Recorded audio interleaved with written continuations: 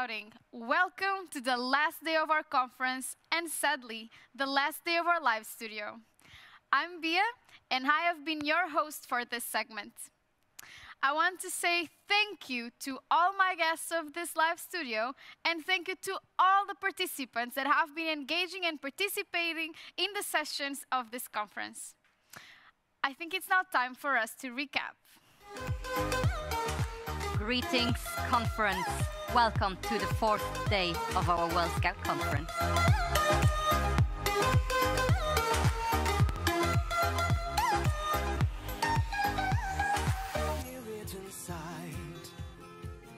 In the night around the campfire.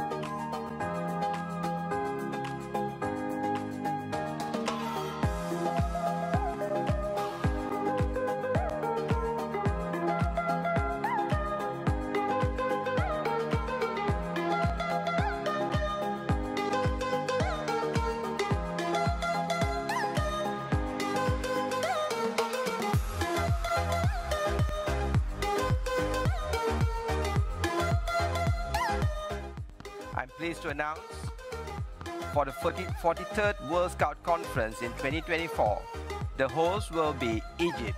921 votes in favor for Portugal. Votes are carried for Poland.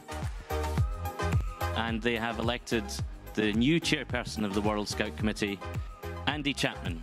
The World Scout Committee has elected 2 vice chairpersons, and I'm sure you'll join with me in congratulating Sararita Katan and Yoda Man.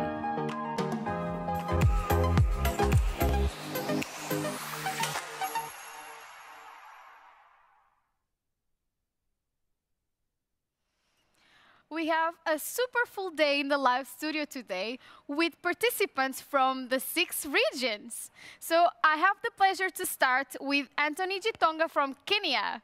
Hi, Anthony. All right. So thank you so much. It's good to be here. Thank you for inviting me.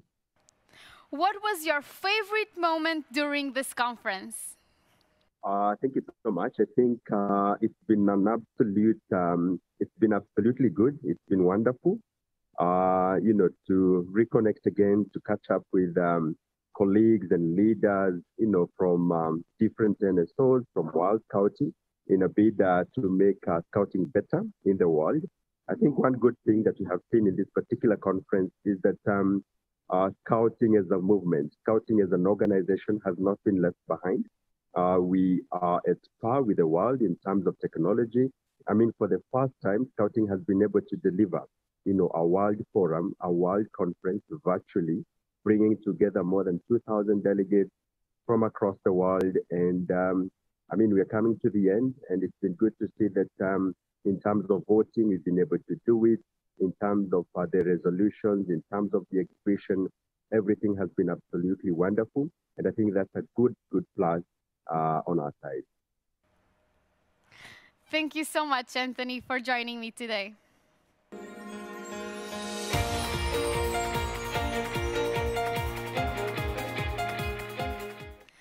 My next guest comes from the Arab Scout region, specifically from Qatar. Amira, thank you for joining me. So, what was your favorite moment during the conference?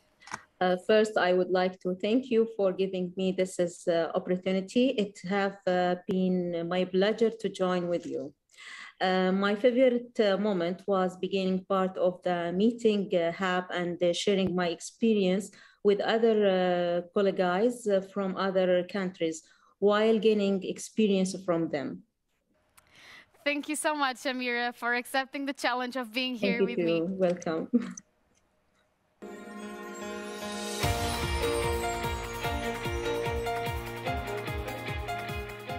Now, we fly directly to the Inter-American Scout region, and I have with me Juan Pablo Orellano from Bolivia. Welcome to the live studio. Thank you for the invitation. Can you tell me what was your favorite moment? The 42nd World Scout Conference was a unique opportunity to participate in the highest decision-making body of the WOSM. For the Bolivians, the economic barriers were always a problem to travel to other parts of the world to participate. This conference was the most inclusive in the entire history of the WOSM. For example, for the first time, we were able to participate 20 scouts from Bolivia. Normally, we didn't participate or only one participated. Therefore, the conference was a success. Muchas gracias.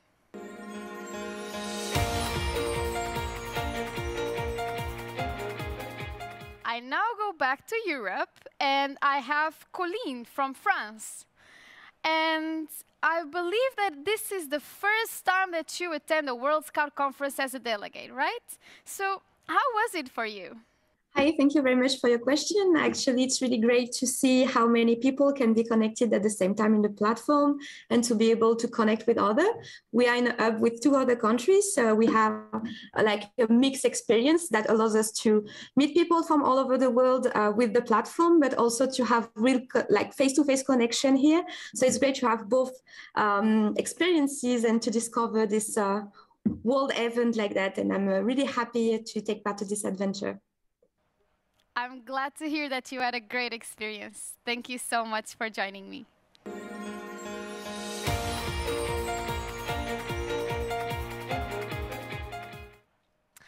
And now, directly from the Eurasia Scout region, I have the pleasure to have with me today. Hello, everyone. My name is Vladimir Izvarin, and I'm the page chairperson of the National Organization of Scouts of Ukraine, NOSO. I'm glad to greet all participants of the World Scout Conference. So can you explain to us a little bit how you will use the learnings you gather from the conference in your NSO? NOSO's participation, like one of any other NSO in a World Scouting event, give us the opportunity to feel part of the World Scout movement. And participation in the World Scout Conference each time give us the opportunity to feel that every Scouts around the world can initiate changes that will affect the further development of scouting worldwide. For our NSO at this time, it is important to ensure sustainable growth in membership that depends on the quality of the youth program and adults in scouting and good governance. All the information received during the plenary sessions and discussions in the breakout rooms, as well as the presentation by other NSOs and opportunities offered by WOSM, will allow us to effectively develop relevant areas for our NSOs and achieve our goals. In addition, it was very important to see the engagement of young people from different NSOs in the work at the global level, as well as in the work at the conference in particular. It serves as an example to NOSO young people that they can also be heard and their views can be the start of a positive change in the entire world organization. We would like to thank the organizers for the excellent work in making this first ever online conference in reality. We thank all the speakers for the very interesting and most importantly relevant information. We thank all the participants for the excellent communication and exchange of the experience, and we are happy to welcome you, youth advisors and voting members of the World Scout Committee. Good luck in your work. See you all at the next world and regional events. Thank you so much for your answer. And that's it. I mean, thank you. And my last guest for today is Charles from Philippines. Thank you so much for joining me. So one question for you is, what was your favorite moment in this virtual conference? Well, for one thing, this shows the resiliency of the scouting movement. We're still able to meet online and get our thoughts together in order to get the organization moving. But on the negative side, it's sad that we cannot meet in person. That's perhaps the negative thing that happened in this conference, because it's really different when it's face-to-face and with us scouts interacting in an activity. Thank you so much. Thank you very much for having me here, and mabuhay to everybody in the World Scout Conference. I want to thank my 6 special guests today for joining me and telling me how the experience was. Not telling me, telling us, in fact. Thank you so much to all of you that came from the 6 regions of the world and shared your experience with us. A big thank you.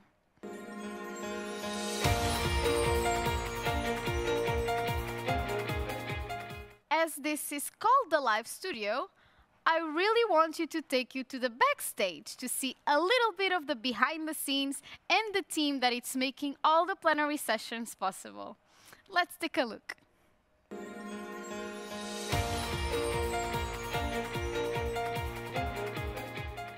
So here we are in the computer cave. This is a space where we will bring the delegates and committee members on screen. So we have 6 computers ready to bring them on, and we're right now doing the technical rehearsal with our staff.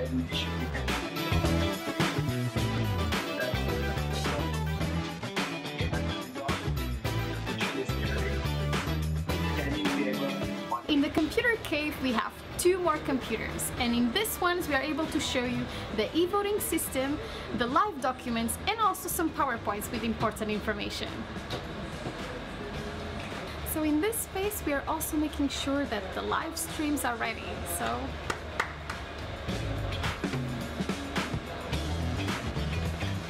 behind me, you can see part of the team that is making these live plenaries possible.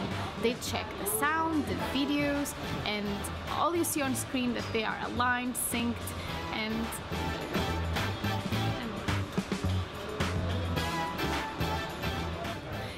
here are the cameras that allow us to bring your chairs to the screen.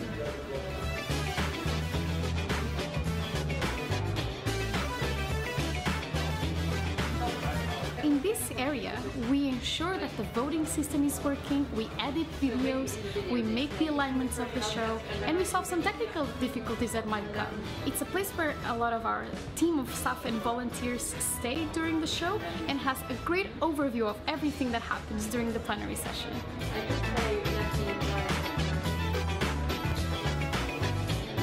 There's also another important person, which is the show caller. It's the person that makes sure that everything you see on screen is actually on screen in the right timing. And let's go to the next scene in 2, 1, go! And yes, it is really the last day. I know I've been saying this a lot, but I'm getting a bit nostalgic. And I invite now to the stage my conference expert for today. So Karin, welcome again to our live studio. Thank you. So I really want us to look back because we are coming really close to the end of our World Scout Conference. So how have you been doing? I mean, what have been the work behind the scenes, and how are you doing? Actually. Thank you for asking. I'm doing well. We've had an amazing team of volunteers and staff supporting us and making this conference a reality. So over the last 2 weeks, first with the Youth Forum and then with the conference, we've been working hard together, and it wouldn't be possible without our volunteers and staff from all around the world. And also a big shout out to our volunteer interpreters. I've been working hard to make the event accessible to as many as possible. Do we have a number of the people that were involved in making this conference possible? I think we're around 200 volunteers and staff involved. It's really unbelievable. Like, it's really amazing, all these people coming together to make our World Scout Conference true. So I have one question for you, which is the usual question that I always ask. What do we have in plenary today? So in plenary today, we look forward to more voting sessions. We have a number of resolutions to handle today. And then we look forward to the closing ceremony. Yeah, we really had an intense day yesterday in voting. It was really interesting to see all the discussions and all the results on screen. And a big thank you to all delegations who were actively participating in the voting and the discussions, of course. We have been showing a little bit all the people that are joining us. So we've been showing a little like small clips of how people have been joining. So it's really nice to see how everyone is coming together. We also know that some delegations are together for this event. So it's really nice to see the scouting spirit alive, even in this virtual setting, right? And it's nice to get all the feedback through social media, people dancing or memes or delegations doing fun things together. It's really rewarding to see all of that happening. It is, and I promised my purple jacket, so here I am. We're very purple today. Yes, we are. So is there anything that you would like to add to all our conference participants that are attending the conference? Any last-minute advice for this last day? Enjoy the last day. Enjoy the ride. Thank you. Thank you for joining me again, and I'm really getting emotional today. Thank you so much, Karin. Thank you.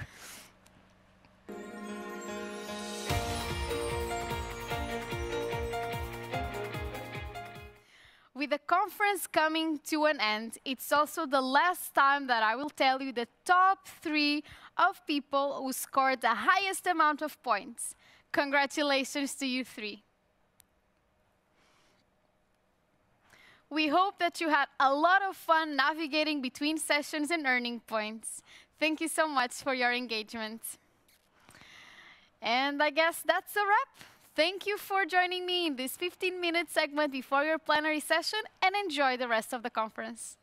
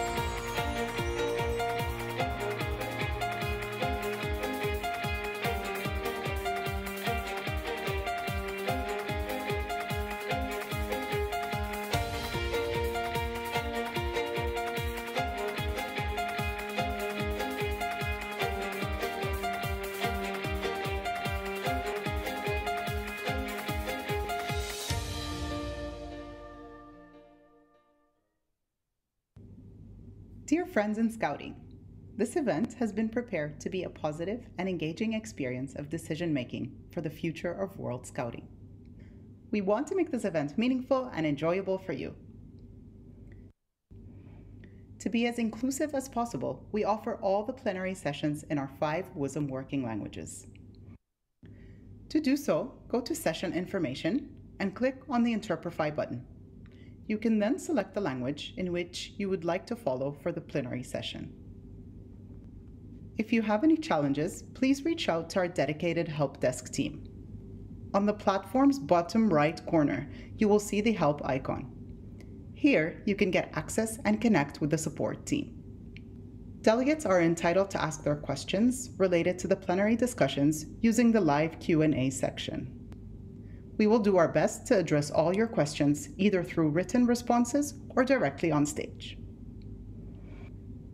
You can also use the discussion forum to interact with other participants, speakers, and chairpersons. All participants will be muted during the plenary. If you wish to intervene, raise your hand to talk, and our production team will bring you to the stage. You will need to accept our invitation to join the green room, where our team will test your microphone. And when you're invited to the green room, we also encourage you to turn on your camera to get to know you and best represent the diversity of our movement. Abusive behavior of any kind that leads to harm, prejudice, discrimination, or harassment against any person will not be tolerated during the World Scout Conference. We have safe from harm procedures in place to make sure everyone feels safe and welcomed during this event. If you need any further information, please check scoutconference.org/safefromharm. If you feel unsafe at any moment while participating in the World Scout Conference, please share your concerns by emailing safeconference@scout.org or reach out to a listening ear available at the event. To keep you well informed throughout the World Scout Conference, you can find the agenda and links to the different sessions on the event's participation platform. We will also use the official conference website as a communication channel. This plenary session is being streamed live on YouTube and Facebook and will be made available on the platform afterwards for you to see. Now let's start our plenary session by welcoming our chairpersons. Enjoy your World Scout Conference.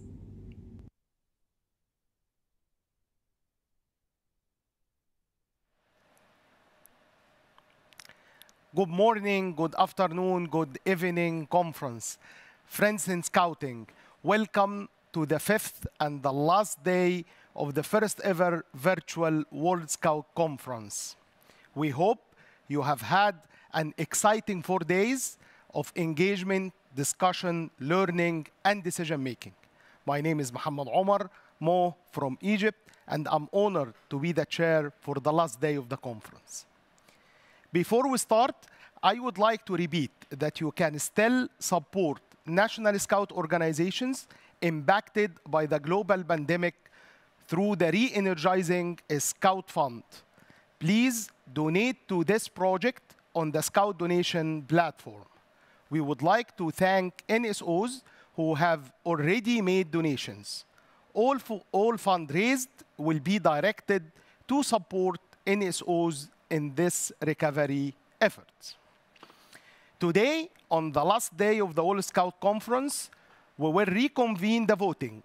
We will vote for the rest of the draft resolutions proposed by the World Scout Committee and the resolutions proposed by the member organizations. But first of all, before we set ourselves into our e-voting mode, we will hear the report on JOTA-JOTI, our biggest world event for young people. Over the past extended triennium, we have had the pleasure of participating in 5 JOTA-JOTI events. Please sit back and relive some of your favorite JOTA-JOTI moments and stay tuned for the special recognition moment at the end of the report.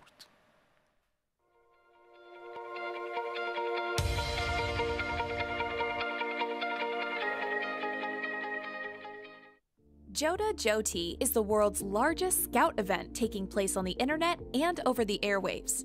Held every year in October, the event connects millions of young people around the world for a full weekend of online and in-person activities that promote friendship and global citizenship. JOTA-JOTI enables young people and volunteers to participate in fun and engaging group activities over the internet and amateur radio, focused on developing 21st century skills through scouting. In 2017, the theme, 60 Years Connecting Scouts, recognized the start of the event in 1957 and commemorated its growth and participation and in the expanding communication channels that are now activated during the event. Those channels include amateur radio via radio frequencies and internet-based channels, as well as many other internet-based options. It also recognized the goal of the event, connecting scouts from around the world, so that they can engage in conversations with other scouts. This allowed them to discover geographic and cultural differences and similarities. Plus, they are exposed to and learn more about the technology that makes all this happen. In 2018, Scouts used amateur radio, the internet, and a wide range of other communication channels, including Morse code, to connect with each other over the JOTA-JOTI weekend. With the theme of Life on Land, Scouts learned more about their contribution to Sustainable Development Goal number 15. They also learned about cultural awareness, collaboration, and teamwork. Scouts and guides encountered numerous different languages and cultures in a worldwide learning experience that lasts all day and well into the night. Some 20,000 licensed amateur radio operators put 12,000 radio stations on the air using state-of-the-art technology. Additionally, 19,000 locations operated Skype, message boards, and a wide variety of social media. JOTI Radio was live on the air and on the web and broadcast interviews with leaders from across the world. In 2019, over 3 million young people from more than 200 countries and territories connected online and over the airwaves. JOTA-JOTI participants were able to explore the event program through an interactive 3D campsite. Individuals or scout groups could guide their own JOTA-JOTI journey by entering different areas, such as the Knowledge Lab, Celebration Arena, Fun Zone, and Amateur Radio Center. The theme for 2019's JOTA-JOTI focused on connecting young people together with an educational program centered around learning paths related to the topics of contributing to the Sustainable Development Goals. Participants were able to engage in online dialogue and webinars offered in multiple languages about nature preservation, climate change, equality, and youth advocacy. Several key partners, including WWF, UN Environment, UNICEF, and UNESCO, contributed to the educational content of the event by facilitating online dialogues and webinars with youth. During these challenging times, we, as a united movement, held true to the promise that binds us together and do our duty to help other people. When many young people were isolated, we rose to the challenge and responded with an extraordinary global event that united scouting at every level. Over the weekend of April 3rd to 5th, 2020, World Scouting organized the first ever special edition JOTI to respond to the growing number of youth around the world in COVID-19 lockdowns. This special edition JOTI was both educational and fun, bringing scouting to homes of young people around the world. It served as a space for young people and scouts to connect, learn, and build friendships during these challenging times of social distance. Convened amid the COVID-19 pandemic, which has impacted young people globally, the event offered a unique opportunity for young people to connect and promote friendship and global citizenship through a wide range of fun and educational opportunities. The dynamic program featured webinars, global campfires, talent shows, live shows, and much more. World Scouting's global partners were actively involved in the event, offering their expertise and fun activities to engage participants. The JOTA-JOTI program supported scouts and non-scouts of all ages to learn about communications technology, 21st century skills, health and well-being, and how, together, we can solve the most pressing challenges facing our planet. JOTA-JOTI 2020 took place from October 15th to 17th. The dynamic program comprised a variety of non-formal education activities, including webinars, global campfires, talent shows, live shows, fun challenges, and more through an interactive campsite. JOTA-JOTI aims to support young people of all ages to learn about communications technology, the values of global citizenship, and their role in creating a better world. Young people were able to learn about safety measures, mental and physical health tips, and more, while digitally engaging as global citizens through a range of activities, from webinars to concerts. The special edition of JOTI also enabled scouts to connect to peers from different countries, hear from special guests, and share ideas about scouting from home. The online platform provided national scout organizations and scouts with helpful resources, ideas, and initiatives to adapt regular scouting activities to engaging initiatives that can be done at home. As we navigated uncharted waters together, we turned this challenge into an opportunity to continuously showcase and share what scouting is all about: unity, friendship, education, and resourcefulness. Richard Middlecoop has been involved with JOTA since 1976. From 1988 onwards, in his capacity as the World JOTA organizer, he helped to grow this worldwide educational event for young people and was involved in amateur radio and communication activities at the World Scout Jamborees. In 1996, Richard was awarded the Bronze Wolf Award in recognition of his service to World Scouting. From 2013 to 2019, Richard led the World JOTA-JOTI team, and he continues to provide his volunteer support and expertise to JOTA-JOTI and young amateur radio operators to this day. The World Scout Conference recognizes his outstanding contribution to JOTA-JOTI. JOTA-JOTI 2021 is right around the corner and will take place from October 15th to 17th, 2021. This year's event focuses on the Sustainable Development Goals and our role as scouts in promoting peace, tackling inequality, and protecting the environment. Learn more at www.JOTA-JOTI.info.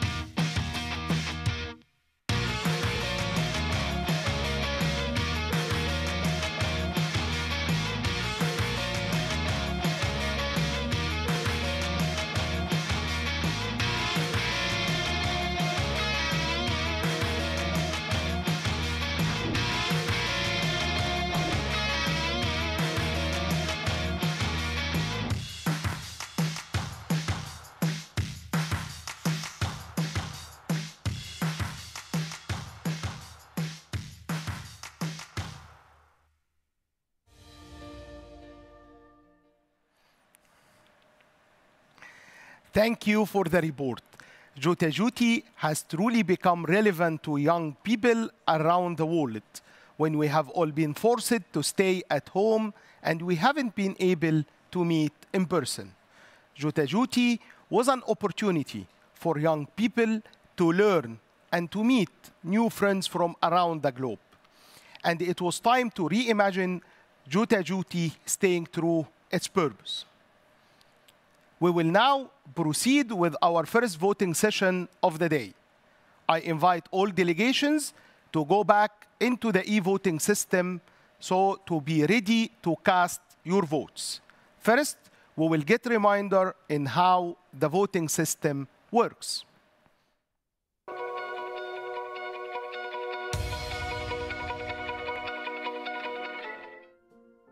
How to access the e-voting system.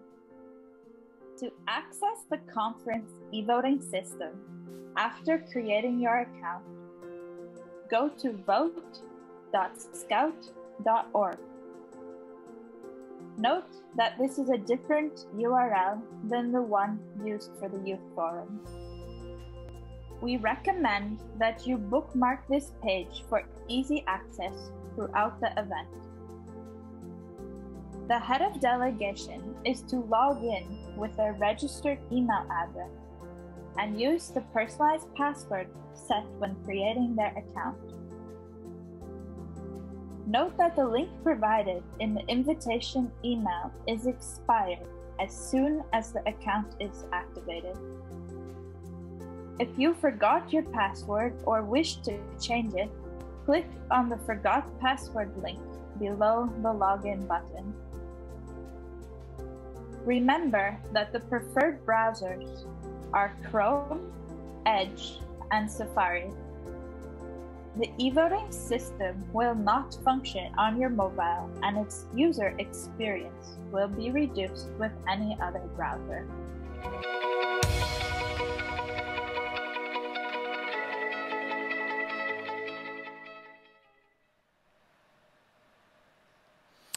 Let's now proceed with considering Resolution 2021G Youth Advisors. I invite all delegations to go back into the e-voting system so to be ready to cast your vote. Also, if you would like to discuss, please raise your hand. Now, I welcome Juan from the World Scout Committee to introduce the vote.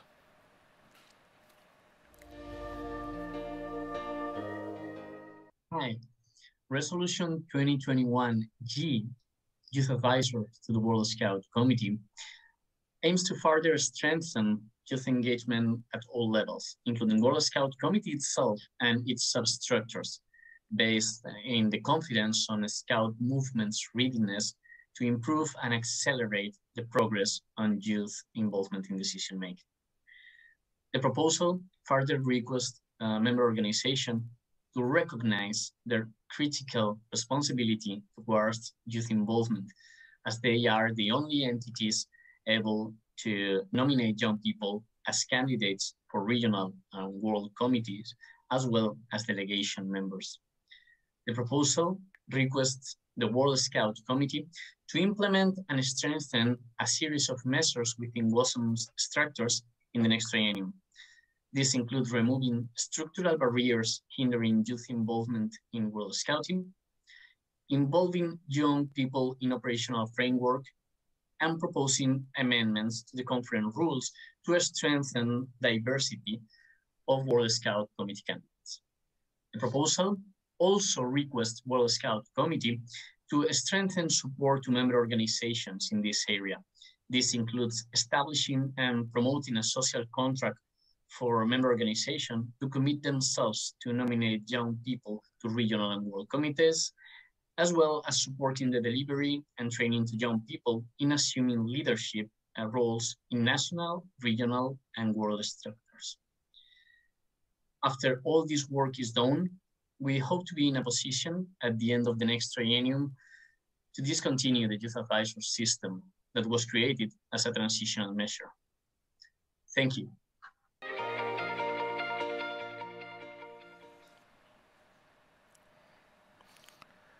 Thank you, Juan, for this presentation. I'm reminding all delegations who would like to speak or to discuss the draft resolution, please raise your hand, and please, who raised your hand, please accept the invitation to be in the green room. Now, as the mover of the draft resolution, does the World Scout Committee wish to add any further comments at this stage? Yes. Yeah? Welcome, Juan, back. The floor is yours now. Thank you. Dear delegates and observers, this draft resolution by the World Scout Committee has sparked discussions among delegations during both the Youth Forum and the conference. And this is a clear signal of how important this topic is for all of us. As a World Scout Committee, we strongly believe that this resolution will be a logical next step forward to achieve youth engagement in all our structures. And as a World Scout Committee, we strongly believe in the value of diversity to ensure the highest quality of our decisions, and that this necessarily includes the involvement of young people. As a World Scout Committee, we strongly believe that we have advanced significantly in the last years, but there is always some room to keep improving. And we aim to reach a point that is closer every day, where youth involvement in decision-making will be rooted in our culture and essence, so that we don't have to be worried about it anymore, because it's already there. As a World Scout Committee, we strongly believe that the safety nets we have put in place like only considering the discontinuation, and by putting forward supportive measures rooted in existing structures, are strong enough to ensure that we will be taking this next logical step forward in engaging young people. We also ask you, NSOs, who have previously called for advancing meaningful youth involvement and inclusive decision-making, to help to make this happen. Should you have any questions, we will remain at your disposal through the discussions. Thank you so much. Thank you, Juan. The motion has been moved to the floor now. We open the floor for discussion. Please raise your hand if you would like to discuss the whole proposal.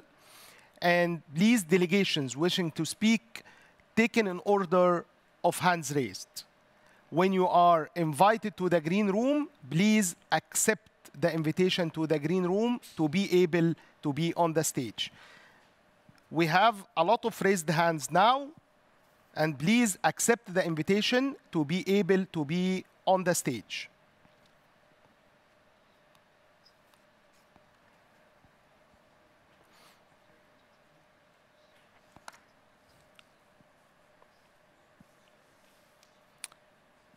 As we have a lot of raised hands now, we will take first the movers of the amendments. We have 2 amendments had been suggested by 2 NSOs.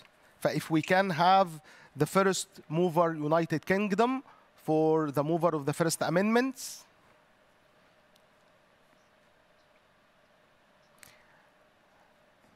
United Kingdom is not ready yet. Bear with us. We'll have an exciting discussions, it seems, because a lot of raised hands here.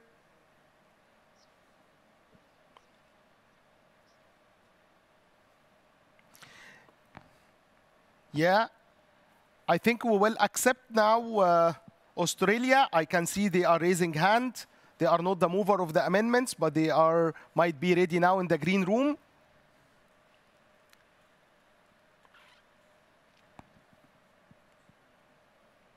Also coming in row, Netherlands. Both of them are ready in the green room.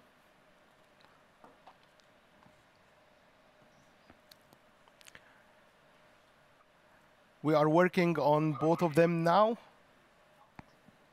Yeah. Excellent. We have Australia on the screen. Please, the floor is yours now. Hello, I am Aaron, the International Commissioner of Australia. Scouts Australia is pleased that we are part of this conference, a conference that has elected a diverse World Scout Committee for the next triennium. We recognise that already this year, this conference is honouring the commitments made by NSOs at the previous conferences and without any existing protections. It is great to note 1/3 of the elected members are under 30 to provide greater influence. Half of the elected members are incumbents on the committee to assure continued growth. 5 of the elected members are female to provide impact, and all 6 regions are represented to provide unity.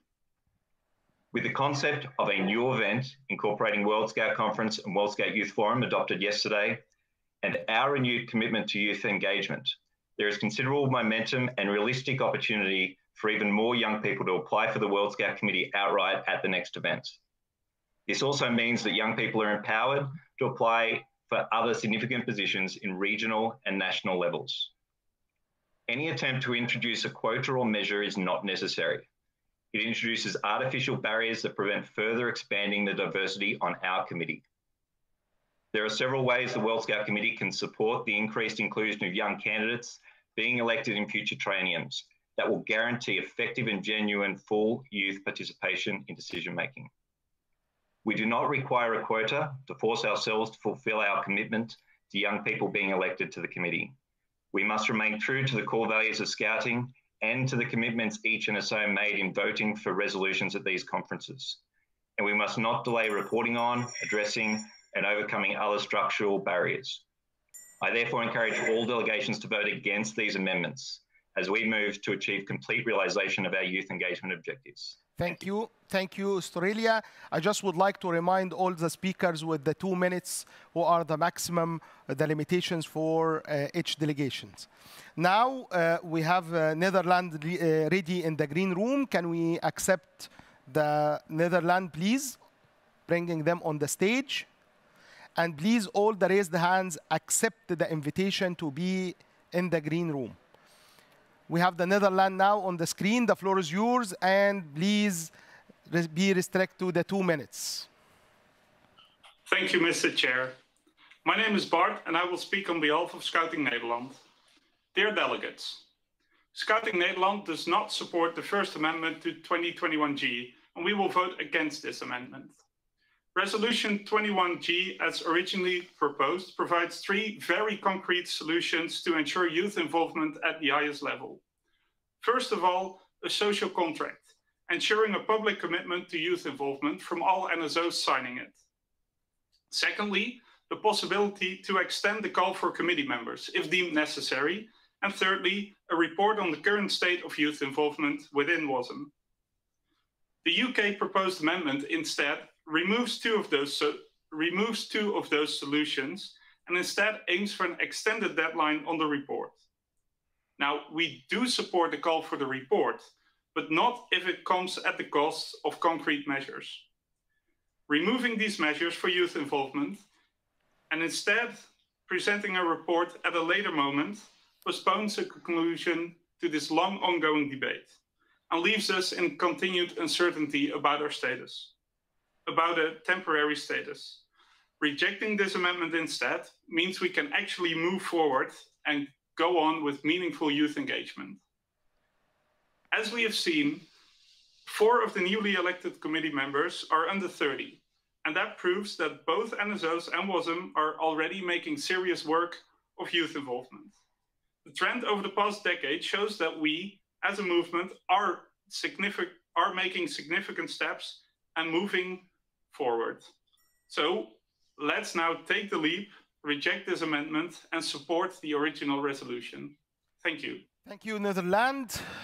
We still have a lot of raised hands, but none of them accepted the invitation. Please, I'm encouraging you all to accept the invitation to be in the green room. Now we'll take just a 1-minute break just to make sure that all the raised hands are accepted in the green room to give the opportunity to all people who would like to talk.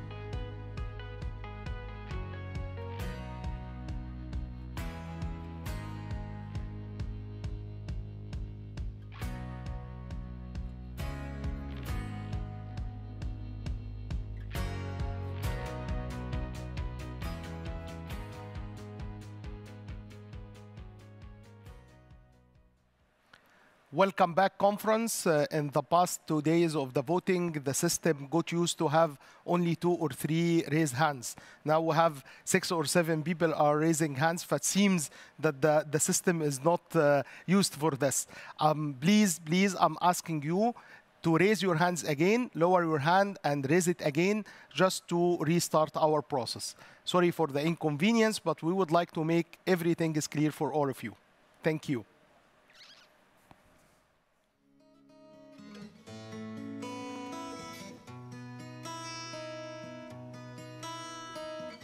Un jour d'été, en Angleterre, un homme eut l'idée du tonnerre.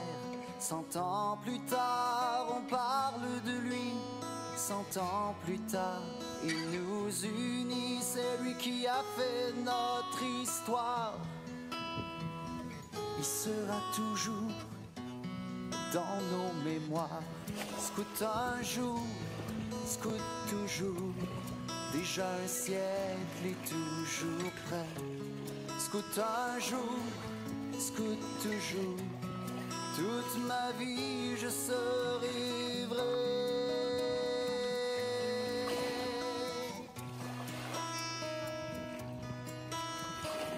J'ai sur le dos tout mon bagage. Heureux je pars avec la gang. On va écrire une autre page et vivre des jours inoubliables avec des milliers de gens comme nous. Des gens d'ailleurs, des gens de chez nous. Scout un jour, scout toujours. Déjà un siècle et toujours prêt. Scout un jour, scout toujours. Toute ma vie je serai vrai.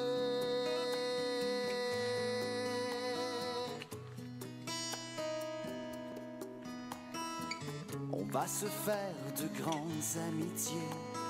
Les défis seront lancés. Il faudra laisser nos différends faire équipe à chaque instant. Et quand on reviendra, les souvenirs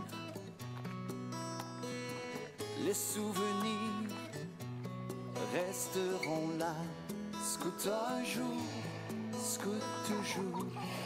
Déjà un siècle et toujours prêt. Scout un jour, scout toujours. Toute ma vie je serai vrai. Scout un jour, scout toujours. Déjà un siècle et toujours prêt. Scout un jour, scout toujours.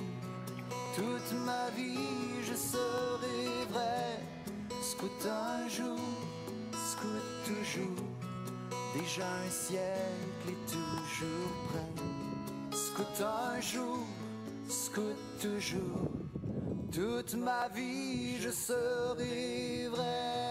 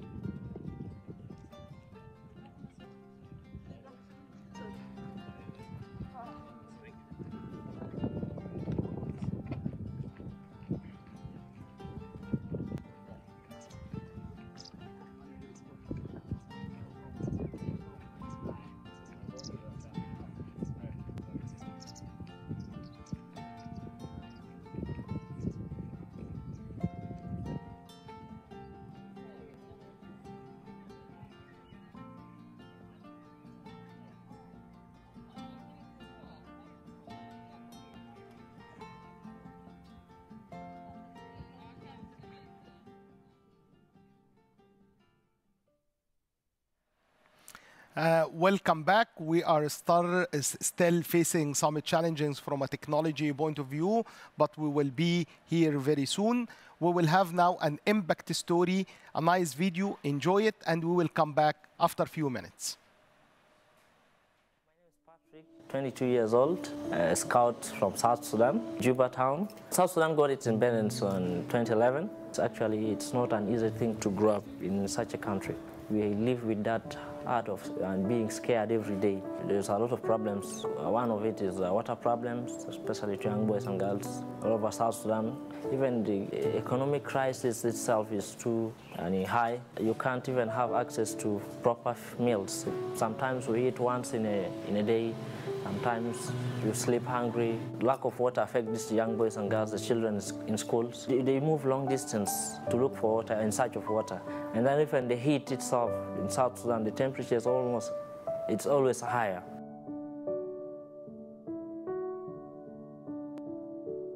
Children, they don't find water.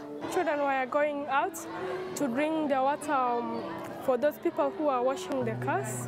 When they locked the borehole, we went up to our homes to get water. That can waste our time. We used to come late to school. So making them academically weak. And also not having access to clean water makes them fall sick and miss classes because they fall sick from waterborne diseases. When I drink it, and then I deserve headache, and then I was crying. It was last year. I was suffering from malaria and typhoid. In 2017, when I went to AIC National Primary School and I saw the situation, what should I do for these young boys and girls in school not to miss their classes in order to become quality leaders tomorrow? So I decided to write a project and I sent to an international organization, but they didn't grant me any because of the age limit, because I was a youth and they thought I couldn't manage a project. That's why I decided, through the help of World Scout organization, and that's why they granted me the fundings from Messengers of Peace. Water for Child project is running in 5 schools. I installed 5 water tanks that are having 2,000 liters. So that tank fetch water from the riverside, but it is treated first. So they bring to school, and in the school also it's still retreated to make sure that they have the clean and safe treated water. And this is how I installed the tank, where as we can see that the pupils are now taking water in. I actually built around it the concrete wall in order for its security to protect it from direct sunlight and even from thieves. Actually, I put 2 dripping taps to help and ease the queue. As you can see, the queue is too long. This is also part of the program. It's the hand washing facilities that the pupils and teachers both use when they're out of the classes or when out of the washrooms. It's a dripping tap and it's collected aside with their soap alongside with it to help them keep their hygiene clean. On top of that, I did train hygiene promoters in all the schools to help teach on how to maintain their hygiene every day in the school. The ones that are helping the children to fill their water are the hygiene promoters, as we can see. That's what they do every day during lunch and break time. Actually, right now, we are having 60 hygiene promoters in the schools. My role as a scout and a hygiene promoter is to keep this water safe so that the pupils at school must get a clean water. For instance, I'm a hygiene promoter. I have to make that all those people's, their hygiene is 100% perfect. Cleanness also have helped us, and we are all healthy as I am today. It's because of the cleanness that we keep and the hygiene that we promote as the hygiene promoters. Since we got the water tank, everything is okay. The rate of sick children reduced from even 50 in a day. We register like 5, 3, like that. It has reduced the movement of the children, and this has given us peace in our mind. Last year we have around 856, but this year our enrollment raised up to 1,300. The school has 2,000 kids. 450. 702. We had few because we had something like 540, but now we have over 1,000 students. In fact, the number doubled. By then, we were not having scouts in schools, but when the project came in the country also, the school administrations felt happy that no. Since it's the scouts who brought these things, we should have scouts in the school to manage them. The discipline within the school and even the maintenance of the general sanitation within the school, it has improved. They will learn a lot of things, how to help the school, even how to help the country, how to help their families. we started seeing changes from our children. They had to train them how they are supposed to conduct themselves, both in the school and outside the school. Like I hear their motto is creating a better world. It has changed the general environment of my school. I love it. We are Scouts, we are messengers of peace. They call themselves messengers of peace. I'm a hygiene promoter. This is my school. I'm a messenger of peace. I must keep my school clean. Children are happy. They take water anytime they want. And even the teachers are happy. They used to cook to them food with this water. And all of us are happy because of the water for child project. Education-wise, my country is back. So I want to help these young boys and girls to grow up, be competent leaders with quality knowledge, with good knowledge that they will raise my country up when I'm even not there.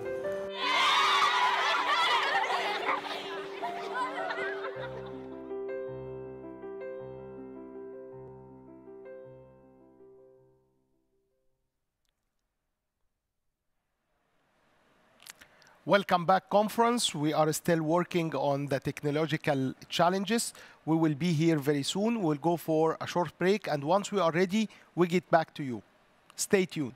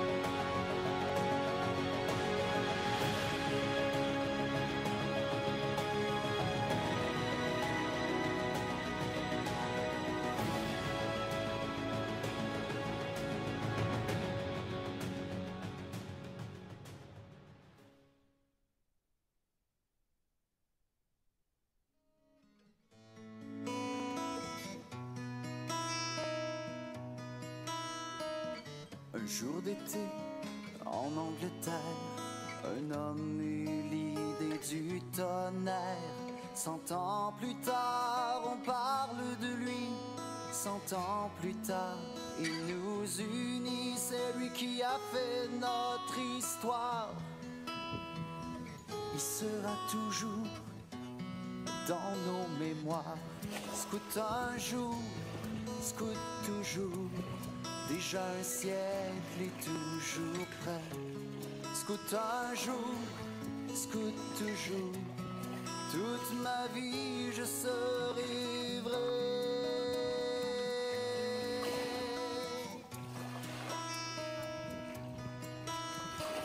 J'ai sur le dos tout mon bagage. Heureux je pars avec la gang. On va écrire une autre page et vivre des jours inoubliables avec des milliers de gens comme nous. Des gens d'ailleurs, des gens de chez nous. Scout un jour, scout toujours, déjà un siècle et toujours prêt. Scout un jour, scout toujours, toute ma vie je serai vrai.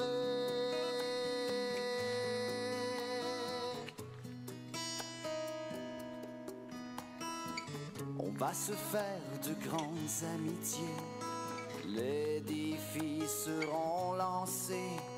Il faudra laisser nos différends faire équipe à chaque instant.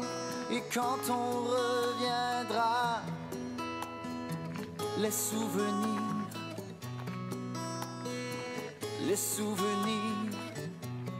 resteront là. Scout un jour, scout toujours, déjà un siècle et toujours prêt. Scout un jour, scout toujours, toute ma vie je serai vrai. Scout un jour, scout toujours, déjà un siècle et toujours prêt. Scout un jour, scout toujours, toute ma vie je serai vrai. Scout un jour, scout toujours, déjà un siècle et toujours prêt.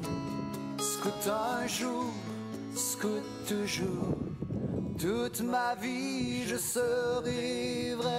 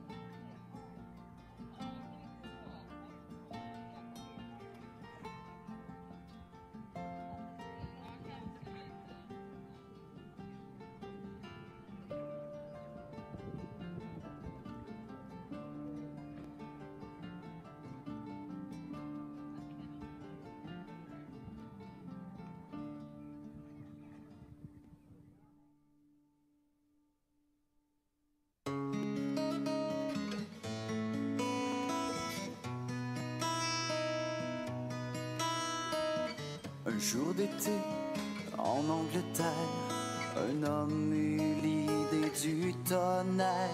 100 ans plus tard, on parle de lui. 100 ans plus tard, il nous unit. C'est lui qui a fait notre histoire. Il sera toujours dans nos mémoires. Scout un jour, scout toujours, déjà un siècle et toujours prêt. Scout un jour, scout toujours, toute ma vie je serai vrai.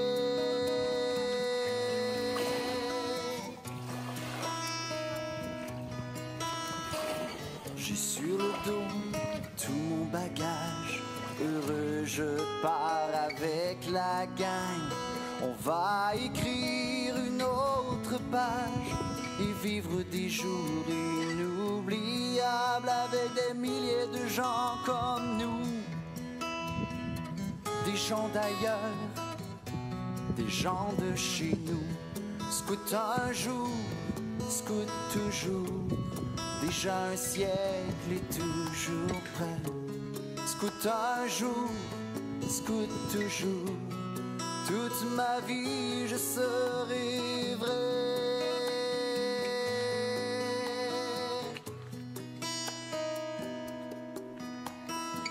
On va se faire de grandes amitiés, les défis seront lancés. Il faudra laisser nos différends faire équipe à chaque instant. Et quand on reviendra, les souvenirs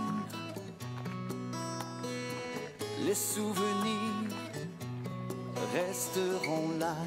Scout un jour, scout toujours, déjà un siècle et toujours prêt. Scout un jour, scout toujours, toute ma vie je serai vrai. Scout un jour, scout toujours, déjà un siècle et toujours prêt. Scout un jour, scout toujours, toute ma vie je serai vrai. Scout un jour, scout toujours, déjà un siècle et toujours prêt. Scout un jour, scout toujours, toute ma vie je serai vrai.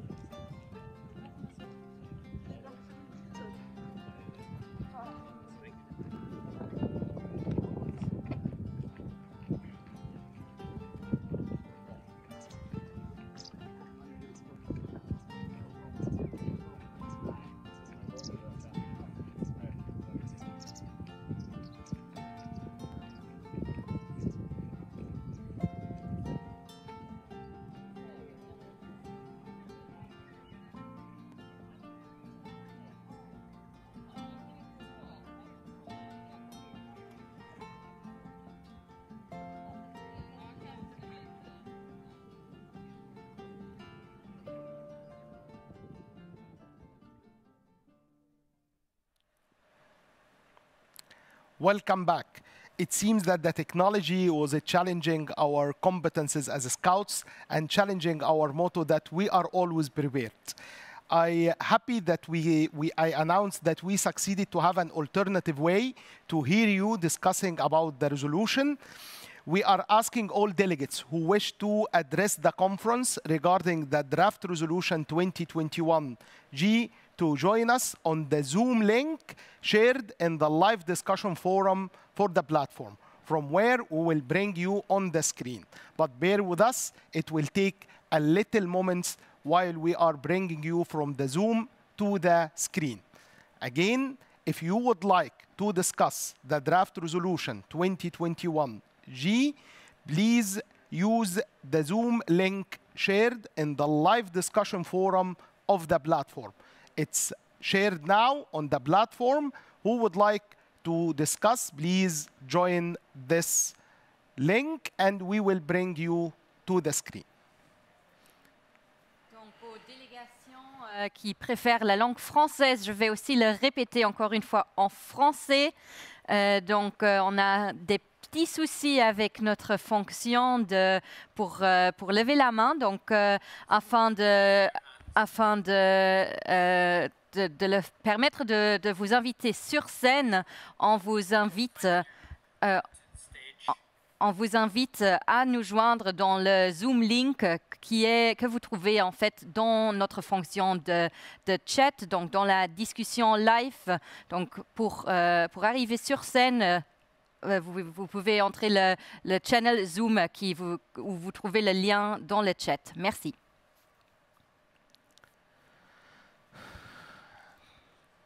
So, is it time for another small information on scouting? I've prepared quite a few, and I was waiting for a little moment to share some scout wisdom with you. This is the moment now. Now it's my moment. I just use it now. So maybe I do a little quiz with the two of you. Let's see how good your scout knowledge is.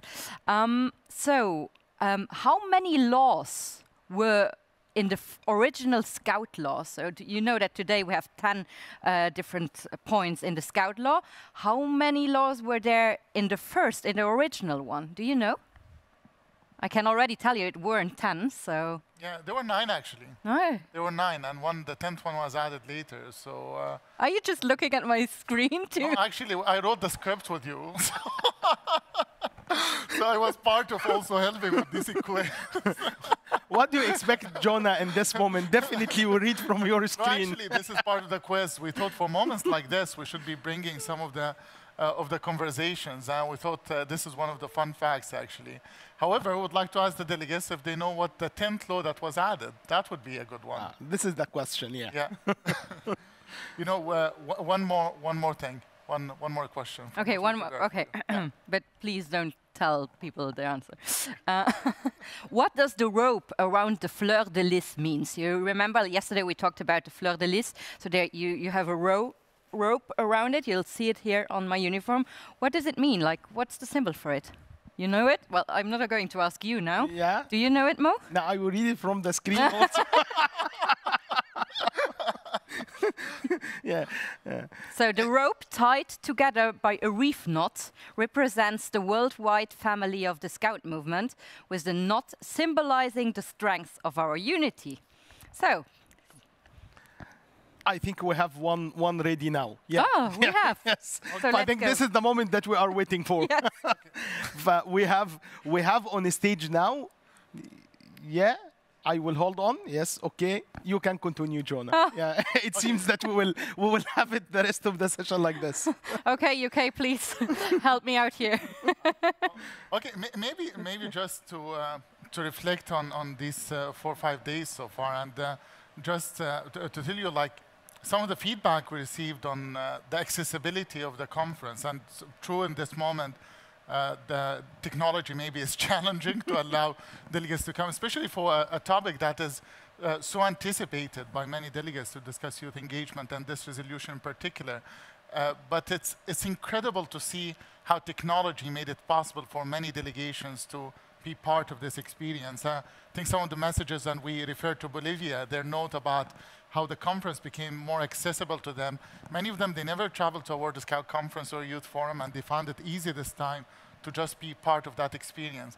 So I think we were challenged with technology for a bit, but at the same time, I think technology helped us connect hundreds and thousands more of Scout leaders, otherwise we would never have a chance to attend a conference. So Mo, what do you think, about the future, how technology can be embedded in some of the in-person meetings, because we also miss meeting each other and being in the same place and having the normal conferences that we are familiar with, especially that the next one will be needed. Huh? We will see, but I think we will be prepared for including the technology and have a hybrid conference. I think this is, because I'm happy also that now we have the 170 NSOs. Now they voted for election of the World Scout Committee. I think this is the first time all over the history to have all those NSOs to vote for this.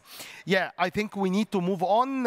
Now, just a reminder, we are having a discussion on draft resolution that had been moved by the World Scout Committee 2021G, which related to the Youth Advisor system. We have now United Kingdom on the stage to tell us about the first amendment that they are proposing. United Kingdom, you are on the stage. Perfect. Thank you. Hello, Chair. And thank you to the technical team for managing to support everything behind the scenes. I bet it was quite stressful in the computer cave for those minutes. And I'd like to award an honorary Digital Citizens badge to all the people that came out with those memes so quickly to keep our spirits up while that was happening. So, although not constituted and always planned as a temporary role, the Youth Advisor system has been around for a generation and is established in World Scouting. Genuinely, with no predetermined thoughts on the outcome, we believe that a decision to remove this system should be made only after a period of open dialogue and engagement at all levels, so we have a full understanding of the impact of such a decision. Due to the impact of COVID-19, NSOs have been preoccupied and have not been able to give this topic the attention it deserves. We saw in the election that we continue to have a young committee. Things are going in the right direction with current systems, so we feel there is no need to rush the decision and therefore have the time for appropriate consultation. Meaningful youth participation in our decision-making processes is of vital importance. we need to ensure time for appropriate consultation to take the next steps. We firmly believe that our amendment will ensure the best possible foundations for member organisations to make an informed decision regarding the future of youth participation in our governance structures. Thank you, Conference. Thank you, United Kingdom. They are proposing the first amendment, which is amendment number 20 in the red text on 2021 G Youth Advisors. I believe that Romania here is ready also to talk about the second amendment. Romania, you are on the stage now, and thank you that you are bearing with us. Thank you, Mr. Chair. Dear Conference, my name is Oana Gheocea, and I am the International Commissioner for the Romanian Scouts. We believe that further strengthening youth involvement is crucial for the future of Scouting. Thank you for the opportunity to present our proposal and make change happen. What we, Romania, with the support of the Egyptian Federation for Scouts and Girl Guides, the Scout Organization of Serbia, and the Scout Association of Malta are proposing is an interim measure, a measure to ensure smooth passage from the current youth advisor system to having young people naturally involved in decision-making at world level. In short, we are asking the conference to consider introducing an interim measure that 1/3 of the voting members at the moment of election to the World Scout Committee are under the age of 30, a measure whose effectiveness is to be reevaluated after 2 triennia. Friends, this is not a new topic. It comes naturally to us as Scouts to talk about youth engagement. In fact, we have discussed and debated on it for many years already. But right now, it's time to act. Thank you. Thank you, Romania. Now we have the discussion over the 2021 G Youth Advisor from the World Scout Committee and from the 2 NSOs that they are proposing amendments, Amendment 1 and Amendment 2. We are waiting now to join people. We have a lot of raised hands. We are inviting Ireland now from the green room. Please come on the stage. Ireland, are you ready? Yes, you are on the stage now. Please. Thank you, Mr. Chairman. My name is Evan O'Connell, and I speak on behalf of the Irish delegation in support of the United Kingdom's proposed Amendment 20 to 2021G. Dear delegates, it goes without saying that the World Scout Committee is the youngest ever elected. This is a major step forward within WSM, and Ireland are delighted to see this, but would like to add that although this may have happened naturally this triennium, this may not always be the case. Hence, we are advocating for the exploration of measures to protect this within our movement. The Irish delegation also believe that with the evolution of the World Scout Youth Forum and World Scout Conference into one event, safeguards will need to be introduced to protect youth voice at the world level of Scouting within this new event. Amendment 20 also calls for the investigation of alternative measures to the Youth Advisor system that could be introduced to World Scouting to replace the Youth Advisor system, and also for a report to be drawn up with collaboration of key stakeholders. The Irish delegation would also like to add that the amendment does not call for the introduction of quotas. Ireland does not believe in the introduction of such measures, and Amendment 20 supports the incoming World Scout Committee with the capacity to investigate the best course of action for replacing the Youth Advisor system. It also connects the draft resolutions to the youth engagement strategy to promote meaningful youth engagement at all levels of WSM. To conclude, Mr. Chairman, the Irish delegation urges all member organisations of WSM present today at the conference to vote in favour of this amendment. Thank you. Thank you, Ireland, and thank you for using the 2 minutes. I think we have Hungary now in the green room. If we can invite Hungary to be on the stage. Bringing them from the Zoom call into the stage.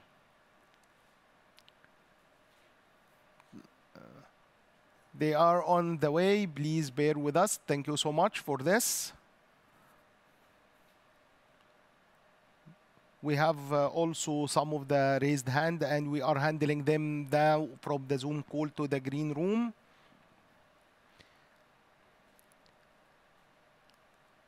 Thank you, the production team, for the support for all of us.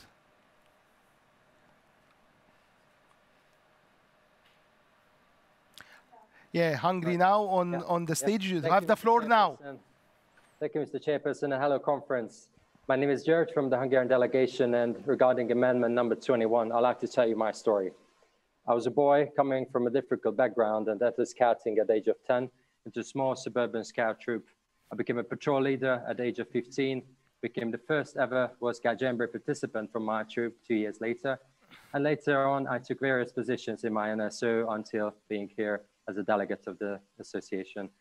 I'm imagining that I'm not the only one here walking the same path, serving our movement. Now I'm 31, and having these experiences in hand, me and the Hungarian delegation has 3 concerns about this amendment. Firstly, we had the feeling that this amendment could discriminate scouts with similar background like me, since because of their age and that who have served in my NSO in various levels, they have less chance to show our abilities and experiences on a world level. Since it can result that the candidate's competencies and abilities can be overruled by his or her age. Secondly, it can result a biased and disproportionate voting system, and it also could eventually cause less diversity and inclusion. And thirdly, overregulating the system does not help to improve youth involvement. However, the organizational and cultural change that WASM has initiated in the past is undergoing does. 2 days ago, I saw a picture on Facebook from João Armando Gonzalez, former chairperson of the World Scout Committee. We have posted this into the discussion forum, and I'd like you to click on this picture and see the difference. You will see as well that 1/3 of the members of the newly elected World Scout Committee are already under the age of 30. Considering all of the above, the Hungarian delegation do not support the acceptance of this amendment. Thank you for your consideration. Thank you. We have next in row Estonia in the Zoom call. We are bringing Estonia now from the green room to the stage. Bear with us, it takes moments.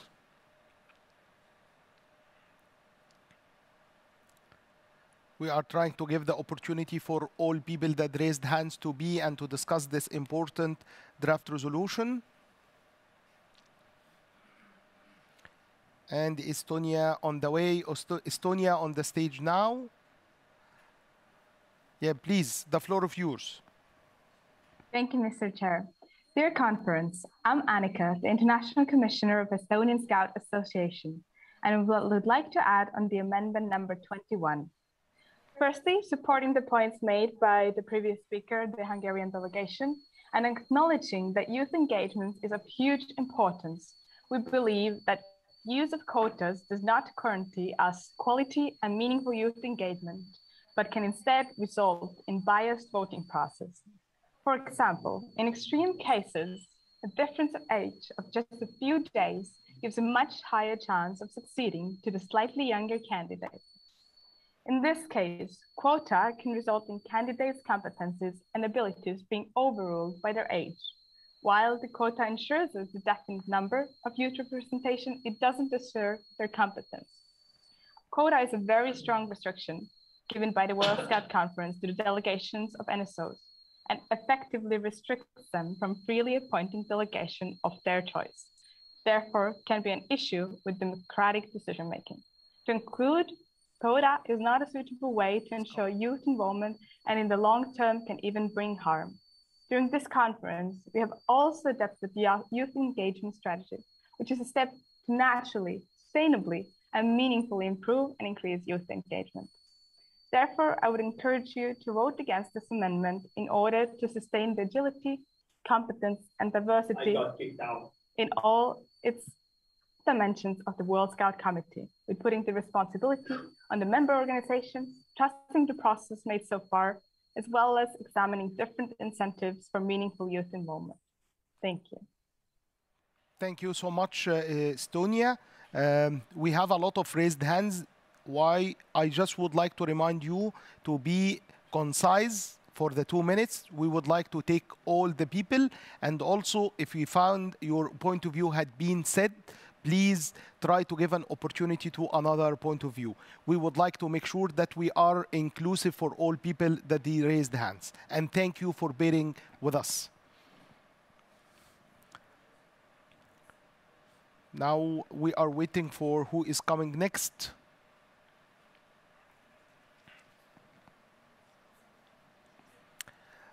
USA is on the way. They are from the green room to on the stage. USA, you are now on the stage. It takes very few moments. It's ready now. The floor is yours. Hi, my name is Josh, and we, the delegation of the United States, encourage each member organization to vote no on Amendment 21. Creating a protected class in any system questions the election of an individual. Were they elected on merit, or were they elected based on being in a certain category? Right now, we have no quota, yet still 4 members under the age of 30 were elected to the World Scout Committee, which underlines the fallacy of this amendment. Quotas create artificial barriers, which impede synergistic opportunities within our worldwide community. Why would we, as an organization which values the empowerment of youth, drastically change our voting rules for youth presence, which should be organic? We do encourage you to vote yes on Amendment 20 proposed by the United Kingdom. We feel that this reflects the best interest of Scouts around the world. Again, please vote no on Amendment 21. Thank you for your consideration. Thank you, USA. We are waiting for the next in the queue. India is on the way. I believe India is very close to Dubai. I'm expecting that India will come on the stage very soon. And thank you that you are concise. Thank you for the rest of the organizations. India, you are on the stage now. Be ready. The floor is yours. Thank you, Chair. Thank you, everybody, for giving this opportunity. So the Youth Advisor System provides the opportunity for young people to be a part of the decision-making process at the global level. Many NSOs in particular carry the learnings from the Youth Forum and Youth Advisor System back to their NSOs and implement the same in their NSOs. So hence, we echo with the viewpoint of Australia and Netherlands and request all the NSOs to vote against this resolution. Thank you for the... Thank you, India. Uruguay is on the way. They are in the green room, and we are trying to connect them now to the stage. Thank you so much that you are bearing with us. And thank you, the production team. You are doing a great job.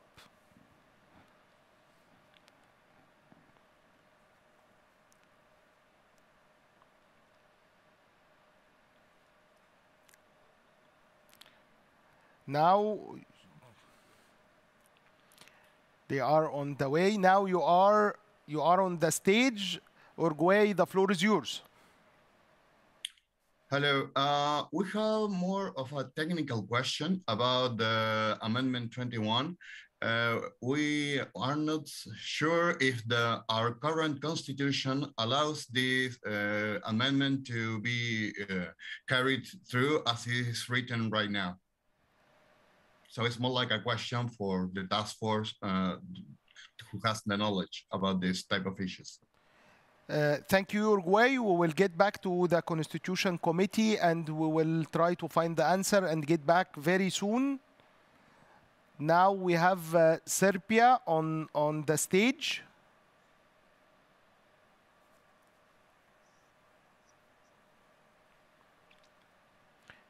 Serbia, you are on the way. Bear with us. We are highly appreciating your patience. You are on the stage now. The floor is yours. Thank you, Mr. Chair. Good morning, good afternoon, and good evening to Scouts from all over the world. My name is Micha, and I'm the International Commissioner of the Scout Organization of Serbia. We highly support the 21st Amendment proposed by the Scout Organization of Romania. We are aware of the fact that this topic was discussed a lot in the previous years, and we believe it is the time to take concrete action. Having young people as a part of a committee will not only help for their voice to be heard, but it will also set the best direction for the whole organization. We also see it as an opportunity to have safe space for a diverse group of young people, which will contribute a lot with their ideas, youth spirit, and creativity. We encourage you to vote in favor for Amendment 21. Thank you all. Thank you so much. Now, to answer the question of Uruguay, I would like to invite David Berg, the Chief Operational Officer of the Bureau, to have a comment on the question. The floor is yours now. Thank you, Mr. Chair, and good morning, good afternoon, good evening, conference. I'll try to provide a clarification on the question from Uruguay on the constitutionality, if you wish, of Amendment 21. If this amendment would be carried by conference, and ultimately the resolution would be carried by conference, it would require the World Scout Committee to explore in the next triennium to put forward a constitutional amendment at the 2024 World Scout Conference. So it indeed requires a constitutional change to put these quota in place, and therefore the World Scout Committee would bring that forward in 2024 if the amendment is carried, if the resolution is carried. Thank you. Thank you, David, for this clarification. I hope we answered the question of Uruguay. I just would like to remind the conference that we are discussing now the draft resolution that had been moved from the World Scout Committee 2021G Youth Advisors, and we gave the opportunity to the two movers of the amendments, the United Kingdom, to talk about amendments 20 and Romania to talk about 21, and we are discussing the whole resolution now, including the amendments. Now we have Lithuania on the stage. If you are ready, please. Thank you, Lithuania. The floor is yours, reminding you of the 2 minutes. Thank you, Chair. Dear brothers and sisters in Scouting, my name is Vainis Mirskis, and I'm the Deputy International Commissioner of Lithuania Scouting. I will be speaking in English. We would like to raise some points against this amendment. We believe that the quotas and percentages do not represent our movement, and I would like to explain why. We are a youth movement, and we believe that empowering youth is core of Scouting. There are clear concerns with this amendment in regards of potential harm and even discrimination. Scouts spend more time working in their local NSOs or just overall started Scouting later in their life, can be potentially discriminated because of their age. This is not a step forward the Scout movement should strive for. We have put an immense amount of work in fighting gender inequality and making sure everyone is exposed to the same level of opportunities.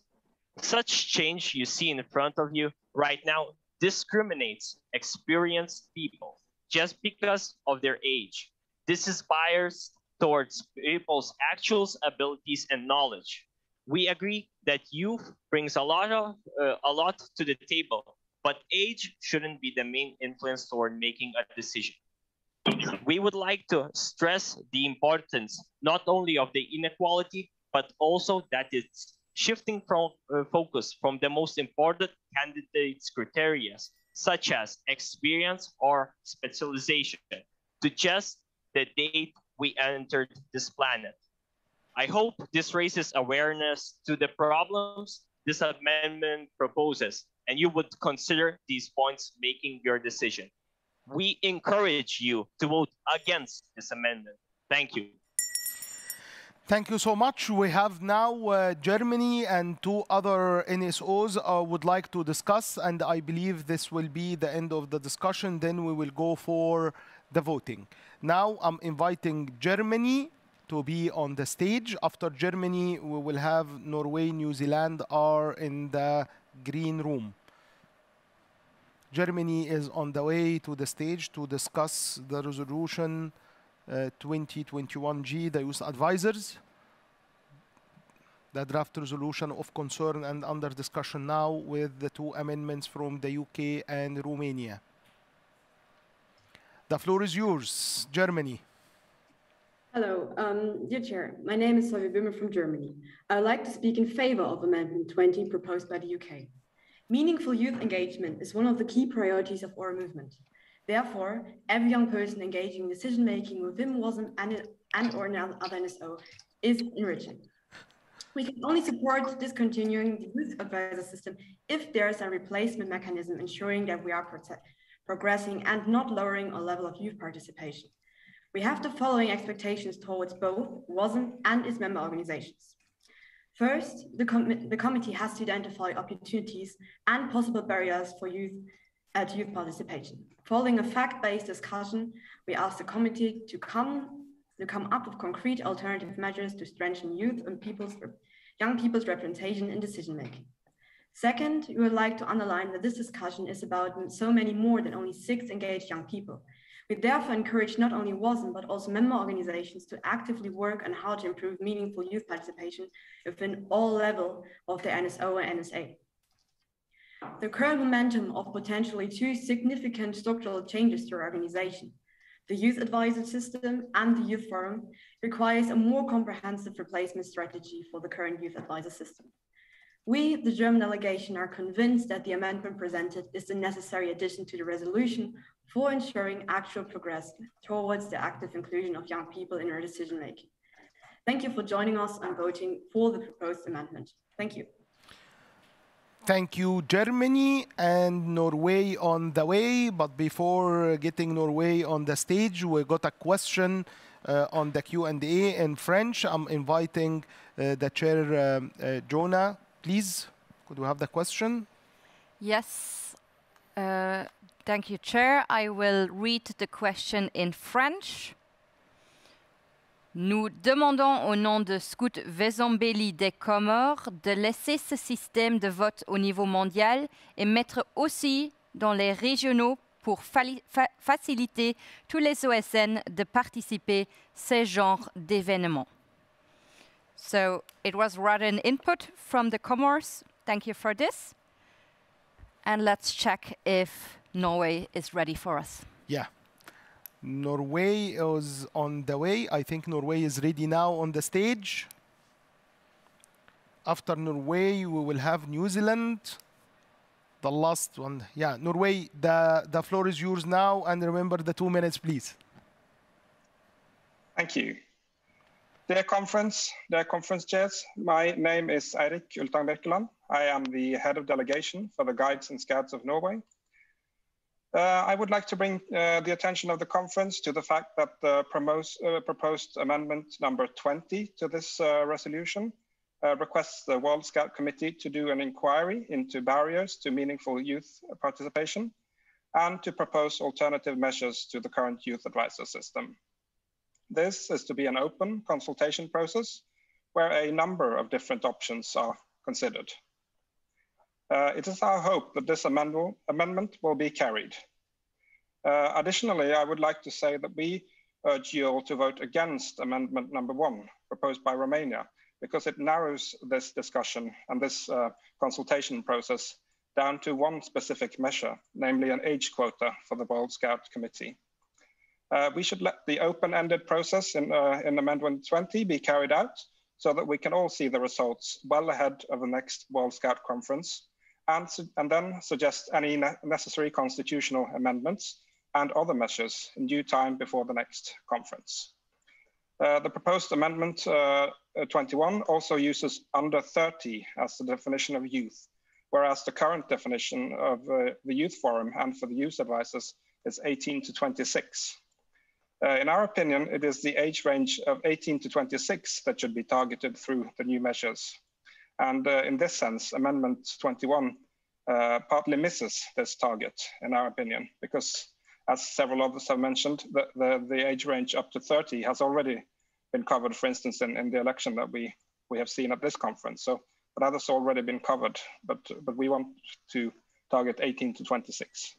Therefore, we urge you to vote in favor of amendment number 20 and against amendment 21. Thank you. Thank you so much, Norway. We have the last NSO in the green room is New Zealand. As New Zealand is on the way, I just would like to remind you all delegations now to log in the voting system and make sure that you are ready, because once we will have New Zealand, we will be ready for the voting. And please refresh the system, the e-voting system, and if you don't find yourself logging in, please re-log in and making sure that you are ready for the voting.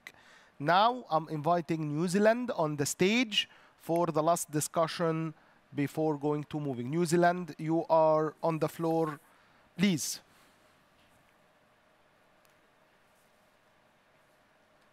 Thank you, Mr. Chair. Kia ora to the attendees of the conference. My name is Vincent Rolasdom, and I am the Deputy Chair of Aotearoa New Zealand. I would like to highlight the differences between the two amendments to this resolution. Resolution 20 proposes working with NSOs to develop an inclusive solution for youth empowerment at the World Scout Committee. We support Amendment 20 as it is critical to consider the views of NSOs and different cultural backgrounds in designing effective youth inclusion in our governance.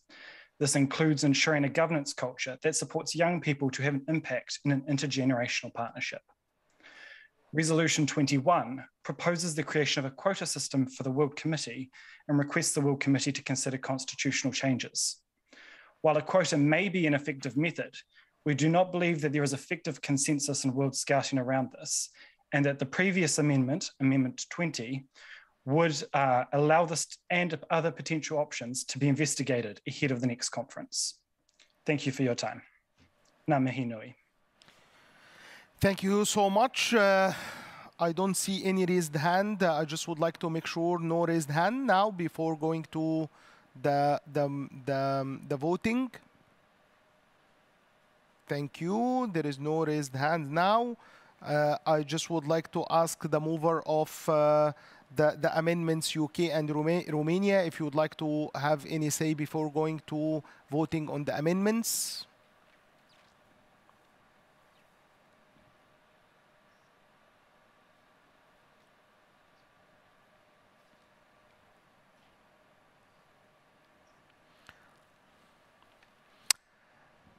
I didn't hear anything from UK and Romania. It seems that the mover are satisfied now.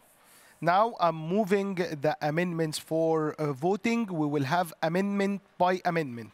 For now, I'm inviting the voting system to give me the confirmation that the voting system is ready.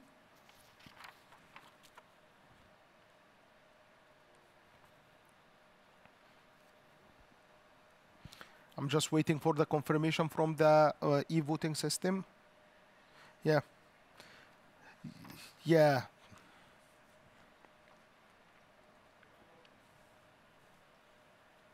Yeah, I got the confirmation that the system is ready now.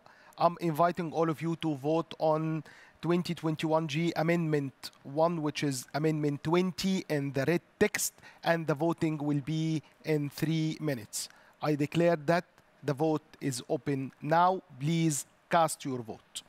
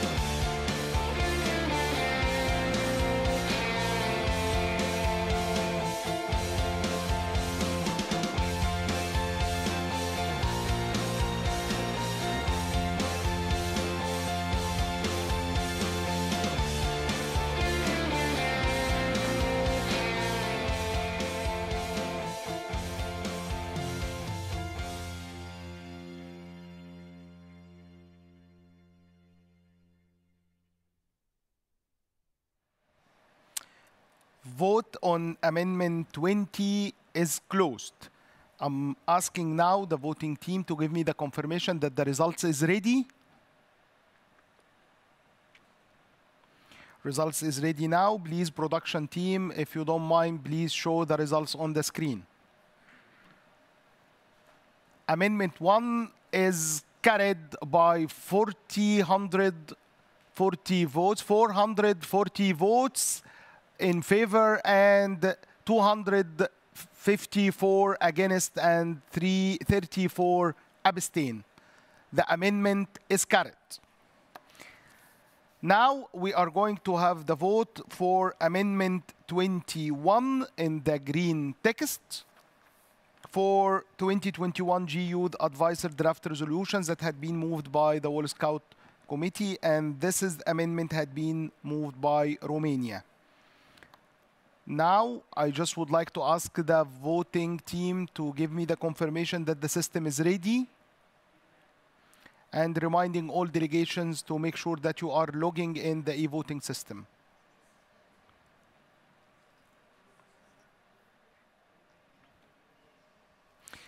The system now is ready, and I'm opening the vote for Amendment 21 in green text for Draft Resolution 2021 G Youth Advisor, and the voting will be open for 3 minutes. Please cast your votes now.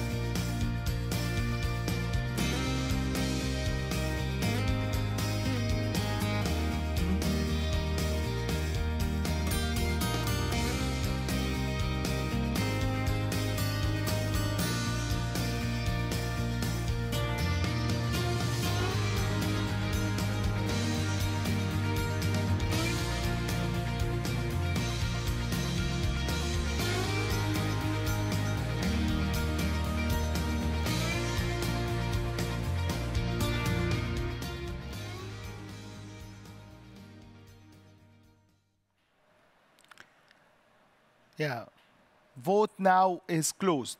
May I ask the e-voting team just to give me the confirmation that the results is ready?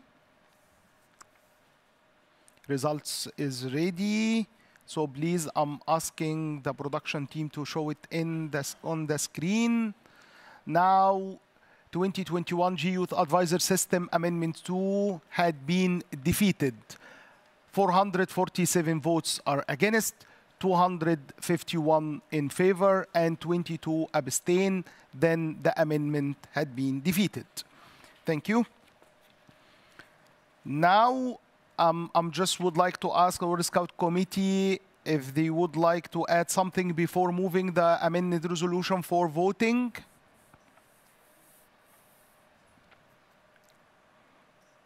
Yeah. We had a confirmation from the World Scout Committee that Juan would like to talk after the amendments votes.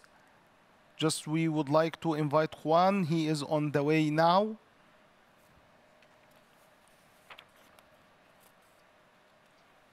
Yeah. Mo, I have another trivia question for you. It's the last one, I promise. But I really wanted to finish my little game with all of you. So, but I think Ahmed is the right person to be asking for this. Yeah. He's the chair. Yeah. But you are the Secretary General, Mr. Ahmed. And conference delegations, please also respond to the trivia in the chat option. I'm very looking forward to hear your answers to this as well. So. Do you know if there is any particular reason for the colors of our Scout emblem? So I'm talking about this one. We have the white and purple one. Do you know why we are using specifically these colors? I think no, don't read the answers, please. No, I'm not reading the answers. I actually have a good answer for it. You have it. Because on the first day of the conference, our test vote was, do we like purple? And we have an overwhelming majority in the movement, they like purple. So no matter what was the reason to have it in the first place, I think we have a mandate to continue. Totally. What do you think, Mo? I think it indicates purity and unity of the movement. Do you? No, I just read it here. So it's true. So let me confirm this to you.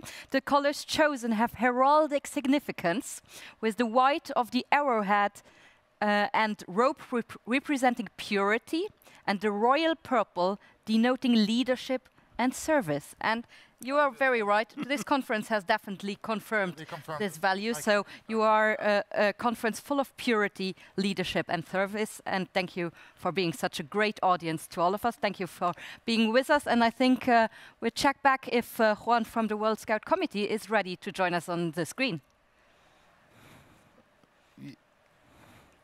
1 minute? Yeah, he is after 1 minute. If you have another question, or this is the last question. Okay, so what's your favorite meme of this conference? Do you have a favorite? Well, obviously, we don't have the time to look at all these memes now, but we'll follow up on them tonight. But thank you already to whoever it is for making this conference a bit more funnier and more entertaining, and supporting us via sending very good memes on the Instagram channel. Thank you. Juan is ready now. Juan, as the mover of this resolution, draft resolution 2021G, you have the right now if you would like to say anything before going to voting. Juan, the floor is yours.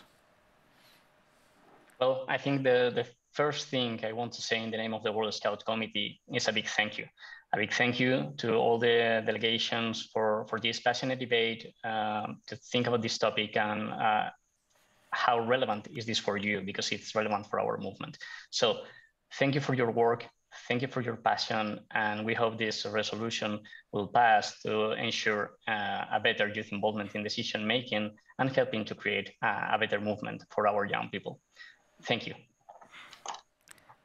Thank you, Juan.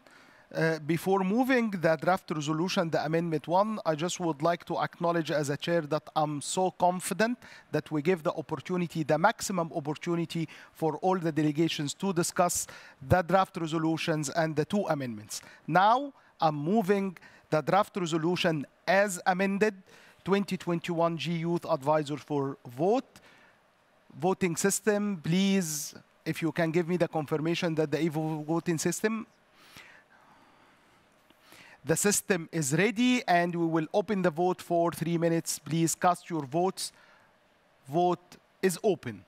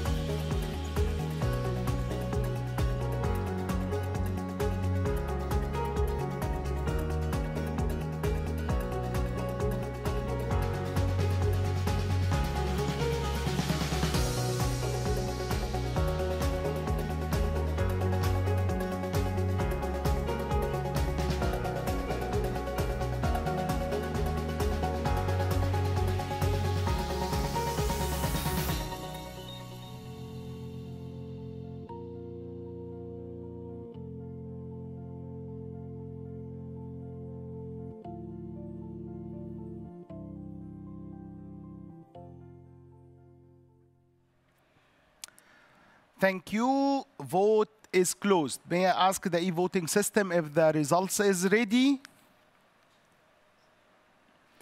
Please, I'm inviting the production team to show the results on the screen. 2021 G Youth Advisor System as amended is carried by 609 votes in favor, 100 votes against, and 35 votes abstain. Thank you so much. And I think we deserve a 5 minutes break. We will see you after 5 minutes. Stay tuned. Thank you.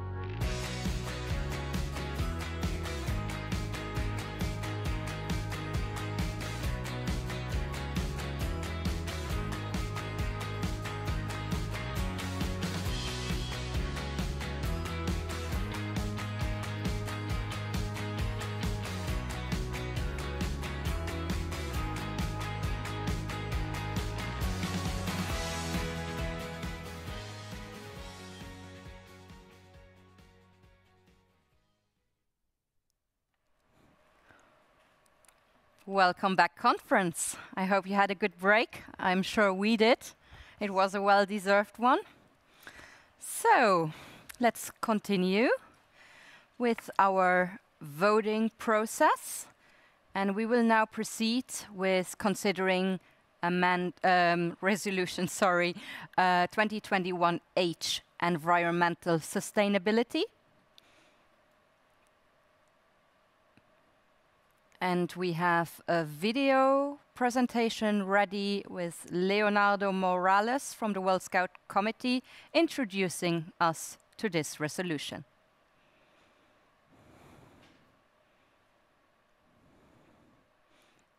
The presentation is coming soon, I hear. Bear with us.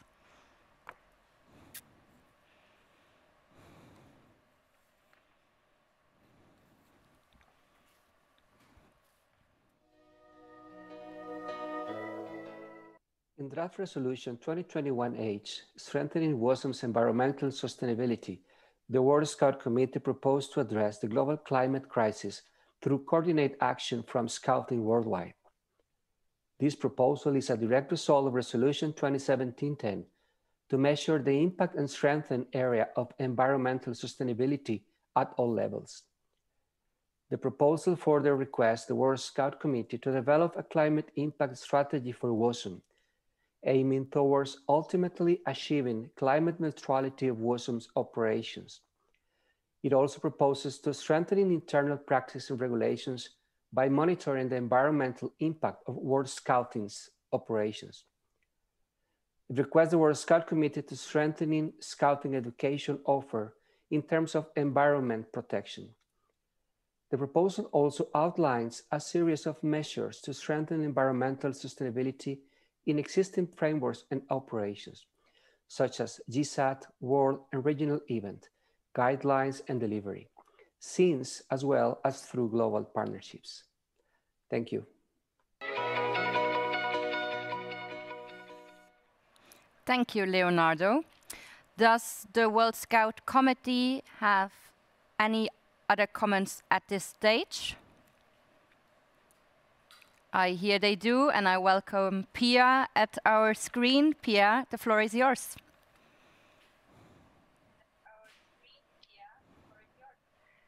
Thank you so much. Dear delegates and observers, thank you so much for the discussions and contributions to an extensive dialogue on sustainability. We recognize the importance of this topic, and your engagement is definitely proof of that. With the resolution in front of you, we propose to address the global climate crisis through coordinated action from Scouting worldwide. By strengthening Scouting's educational offer in terms of environmental protection, strengthening internal practices and regulations by monitoring the environmental impact of World Scouting's operations, and to develop a climate impact strategy for WASM, aiming towards ultimately achieving climate neutrality of WASM's operations.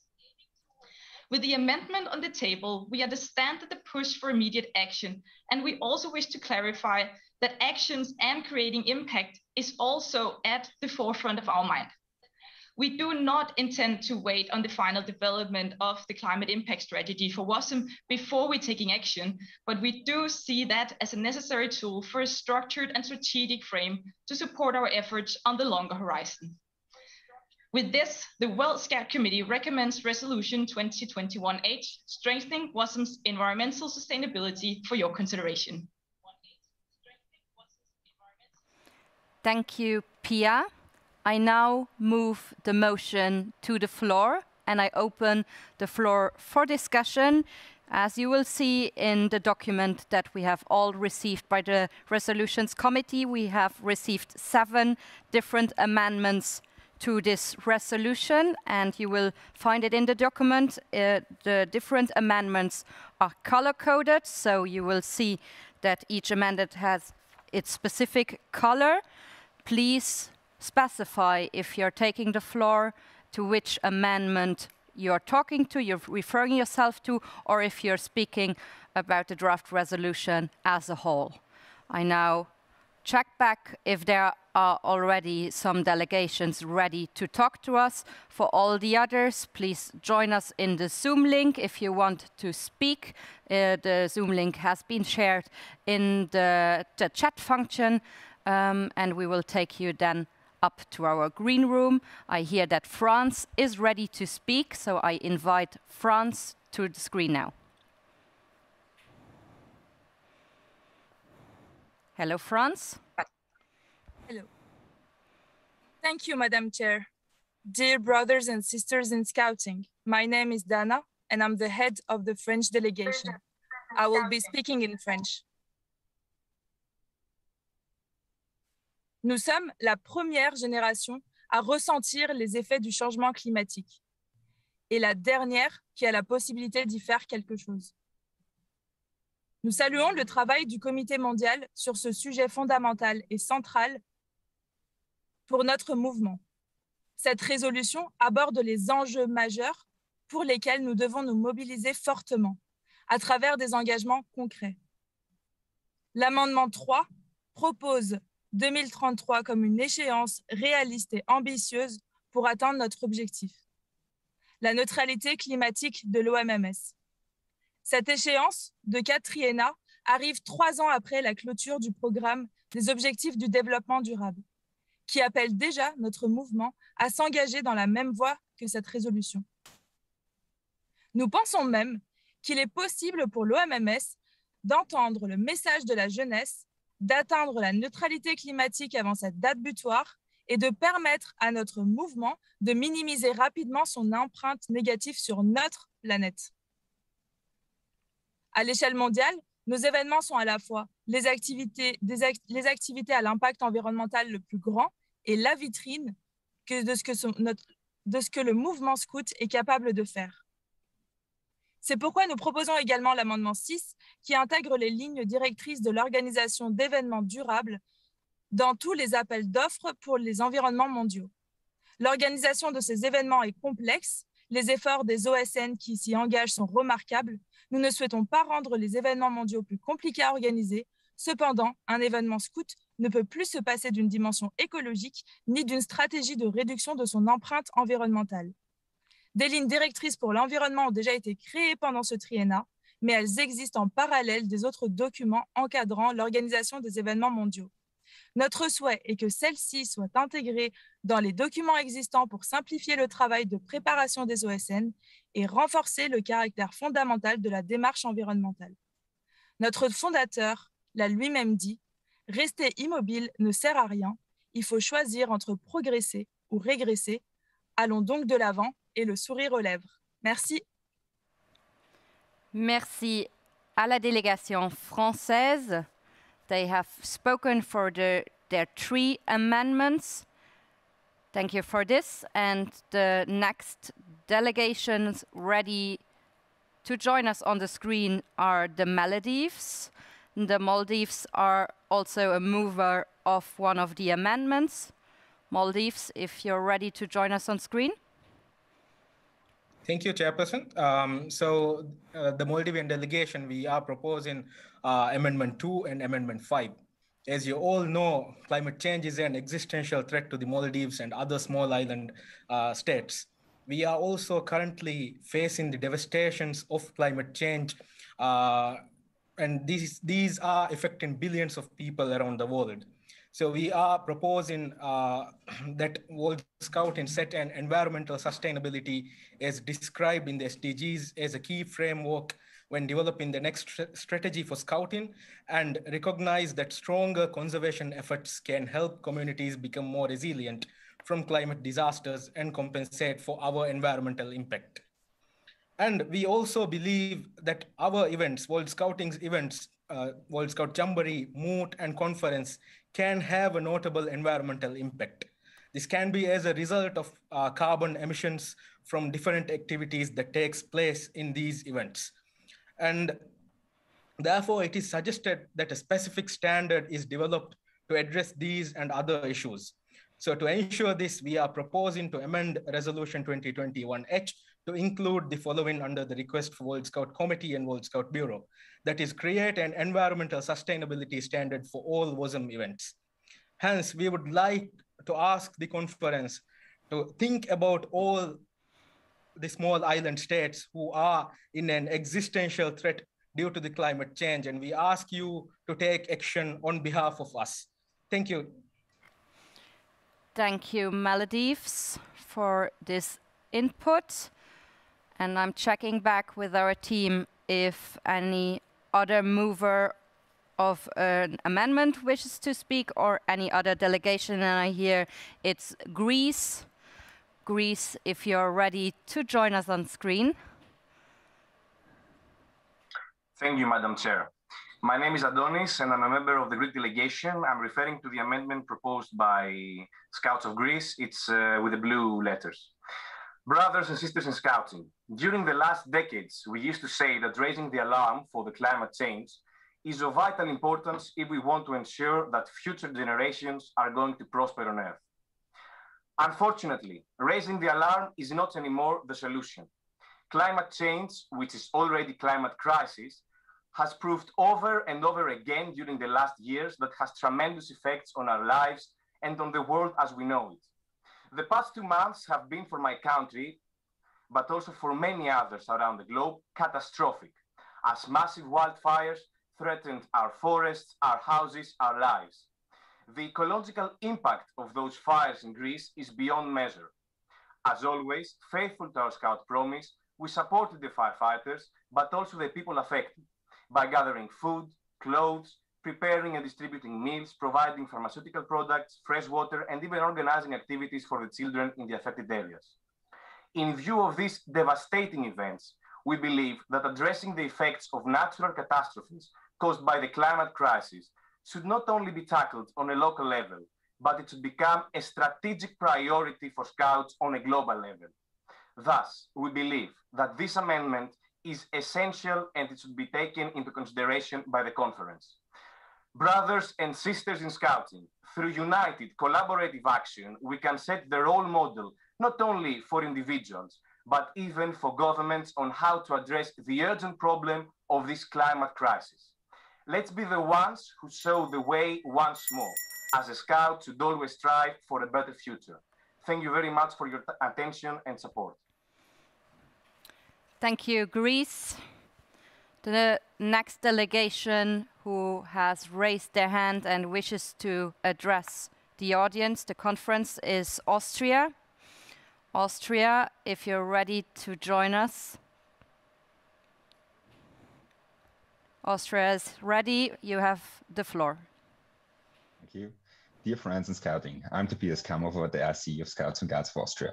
I'm talking to the amendment with the hashtag 4471, number 22. And I would like to once more highlight the importance of being an active role and model in the area of environmental sustainability. Just by reviewing this year's disasters, no one can deny that climate change severely impacts not only our personal lives, but our work as Scouts from all over the world too. By requesting the World Scout movement to work closely with academic and environmental experts, we want to ensure that we keep creating a better world by being at the forefront of the fight against climate change. Hence, we ask the conference to pass this amendment to actively increase our impact against climate change. Thank you.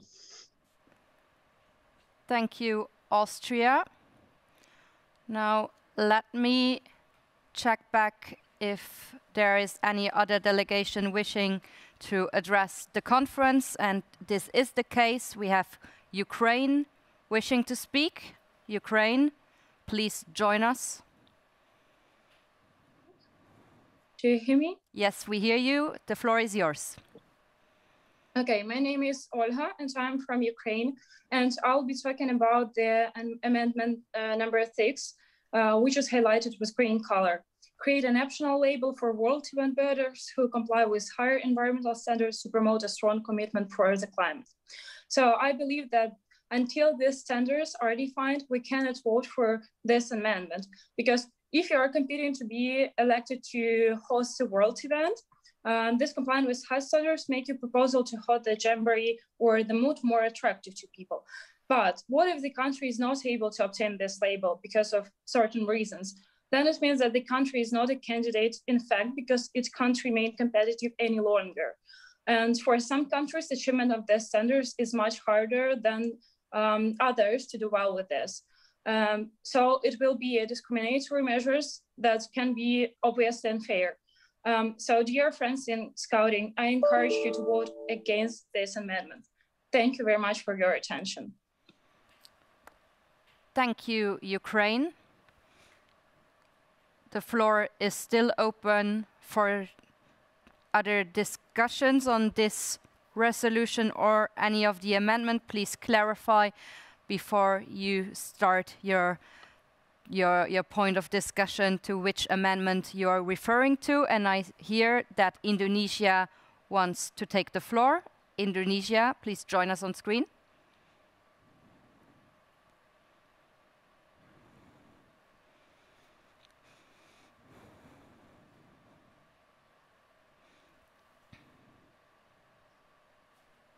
Apparently, Indonesia is not yet ready to join us on screen, but I hear that Côte d'Ivoire is about to be ready on screen. They will address the conference in French, so already get your translation options ready. Côte d'Ivoire, please join us on screen. The floor is yours. Okay. Thank you, Madam Chair. Dear delegate observers and all participants, thank you. My intervention will be in French. Chers frères et sœurs scouts, je suis Dominique Bali de la délégation de la Fédération ivoirienne de scoutisme. Quelques jours après la publication du 6e rapport du GIEC que nous proposons de reconnaître dans le plan triennal, le constat est sans appel à tous les niveaux. L'impact de l'activité de nos sociétés est de plus en plus lourd, notre maison brûle et nous regardons ailleurs. Les pays du monde entier sont maintenant touchés. Dans ce contexte, l'engagement d'un mouvement de plus de 57 millions de membres autour de la planète est essentiel et imminent. Le sens de cet amendement, au-delà des déclarations d'intention, c'est qu'il est plus que temps pour nous, Mouvement Scout Mondial, de passer à l'acte. C'est pourquoi nous proposons 2 apports à la résolution. D'une part, nous avons besoin suffisamment en amont de chaque... Nous avons besoin suffisamment en amont de chaque conférence mondiale d'un bilan de l'empreinte du scoutisme mondial par un organisme indépendant afin de rester attentif à cette question et de pouvoir nous améliorer à chaque triennat. D'autre part, nos événements mondiaux doivent s'améliorer continuellement en matière environnementale en se tenant dans des espaces qui respectent, protègent et réduisent significativement notre bilan carbone. Nous appelons pour ce faire le mouvement scout à se dépasser. Par ailleurs, la Côte d'Ivoire juge opportun de la création d'un label environnemental optionnel, similaire à celui de l'OMS, qui permettrait d'inciter les jeunes, les membres, à s'emparer de ces objectifs environnementaux. Celui-ci doit avoir pour objet de valoriser l'engagement et l'investissement des OSN au niveau de leur programme en renforçant la dimension environnementale. C'est le sens qu'il faut donner à cette proposition de label afin de les inciter à fixer des objectifs ambitieux adaptés à leur situation propre. Cette possibilité de labellisation invite les pays candidats à l'organisation d'événements à s'approprier cette ambition et les encourage à aller au plus haut de leurs responsabilités. Merci de soutenir la Côte d'Ivoire et la France dans cet amendement en le votant. Merci. Merci Côte d'Ivoire. Let's try again with Indonesia joining us on screen.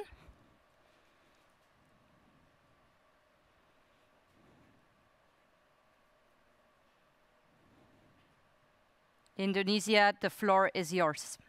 Hello. Hello. Yes. My sister and brother. Oh, yes. Thank you. Hello. And brothers all over the world. I'm Paulus Cakrawan, Indonesian delegation member. I'm very glad to know the progress of all of you concerning the environmental and sustainability toward the SDGs after the MDGs 2015. Since we are participating to support the goals of the sustainability development, I need to remind you all that all of the goals can be achieved only if we also concerned about the social and economic factors. Indonesian delegation believe that the environmental, social, and economic factors are not only in line, but it is embedded and inseparable. To conclude, I hope every leaders and young adult members always refer the environmental, social, and economic to achieve the sustainability goals. Enjoy the conference. Thank you and warm regards from Jakarta, Indonesia. Thank you, Indonesia. Let me remind those of you who are taking the floor to address the conference to mute your conference channels, because we will have an echo in our sound. So please, if you're talking to the conference, mute your conference channels, because we will hear you double. All right, I hear that there are 6 more delegations asking to discuss these amendments. So I will take these six more delegations, and afterwards I want to close the discussion around this. So the 6 that are already in the Zoom link who asked the floor will be taken in. Afterwards the discussion will be closed. I ask now for the next country to join us on screen.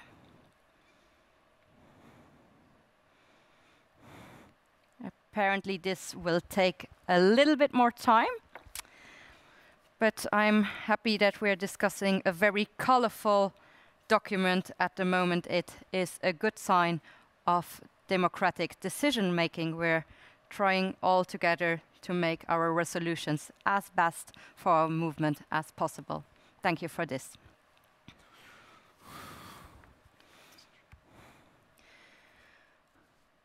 All right, still waiting for the next delegation to join us on screen. It remains a bit exciting who it will be. We don't know yet. Bear with us for some more time here.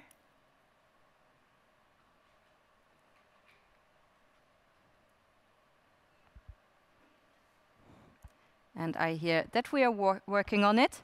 So, Mo, my dear. I had some rest now. You had some rest now. And how are you doing? Are you enjoying, like, how do you feel like in your last day of the conference? Mixed feelings. I'm sad that we are coming to an end. I'm so proud that we finally delivered the conference. Yeah. Good, good. What about you, Ahmad? Yeah, it's a great feeling. I mean, just seeing the buzz coming that we usually hear from the floor, this time is coming from social media and the messages, and seeing the engagement of delegates and how keen they are to speak and engage and debate. It's just heartwarming, I mean, to see this, this strong engagement by our membership. Yeah. I definitely second that, Ahmad. Thank you for this. So I'm hearing that we need a little bit more time in order that Scouts of China is ready to join us on the screens. Yes, it's has been quite a journey, right? Yeah, maybe just I can add a little bit. I mean, why delegates, of course, they are debating and discussing the various amendments. I just want to speak about how strong the sentiments expressed by all our membership for the need to have a stronger role in sustainability and tackling climate change.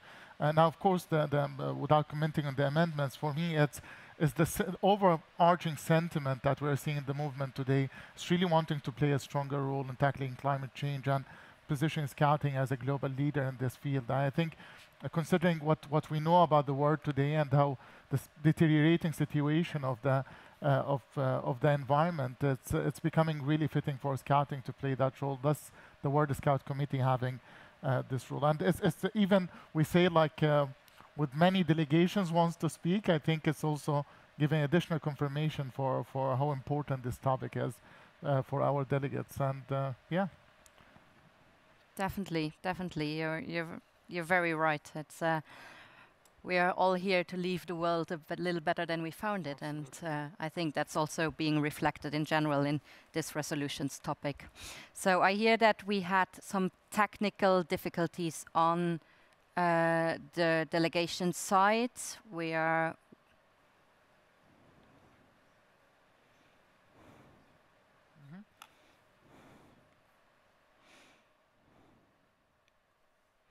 okay. Thank you for Thank you for the little in-ear information we are getting. So you will sometimes wonder why we're just stopping our sentences and just stare into the room. This is why we're having little in-ear equipment to hear from the whole background who are providing us with very important information. But I'm sure I can speak to all delegates of this conference. Can I commend you for your remarkable work? Because this is not normal chairing of a conference. This is almost a high-end kind of TV presenting slash taking care of the procedures and making sure we move amendments and taking all these different inputs, following the debate and the discussion and making sure that the proceedings of this conferences will conducted. So I think a huge kudos to you for really guiding us through these 5 days, and I'm sure more words of thanks will come to your way. But let me open it now. Just thank you so much for this. Thank you. It's definitely an experience we're witnessing at the moment. So yeah. All right. So I hear that no other delegation wants to speak. I think the discussion has been very good. We have heard of all the movers of the different amendments. I also hear now from our resolutions committee that they have the recommendation for us to have the votes on the different amendments from France in one block vote, but first we will do single voting on the amendment number 1 in the red text, which was proposed by Austria. We will do that one amendment, so one vote on this, and then we will slowly move on with the different voting. So each time I will indicate to you on which amendment we will be voting and how long the vote will be open. So we start now with our first vote on Amendment 1 of the Strengthening WASM's Environmental Sustainability Resolution. The amendment has been moved by Austria. The voting system is ready, I hear, and the vote will be open now for 3 minutes. Please, voting team, open the vote, and I ask all of the delegations to cast your votes now.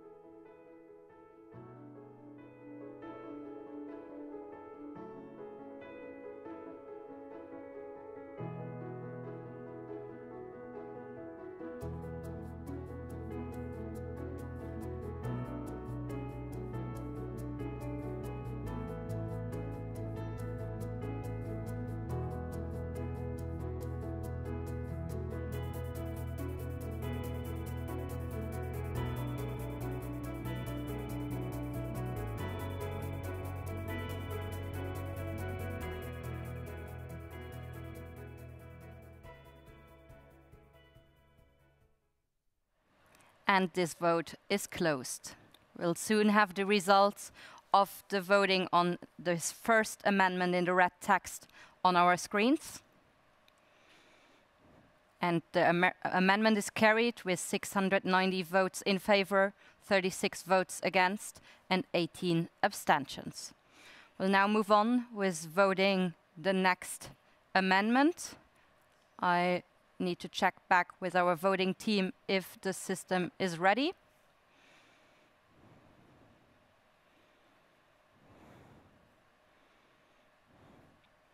So we will now vote on amendment number 2 in the brown text proposed by Maldives. It will be one vote only on this amendment, and the vote will be open for 3 minutes. I now declare this vote to be open. Please cast your votes.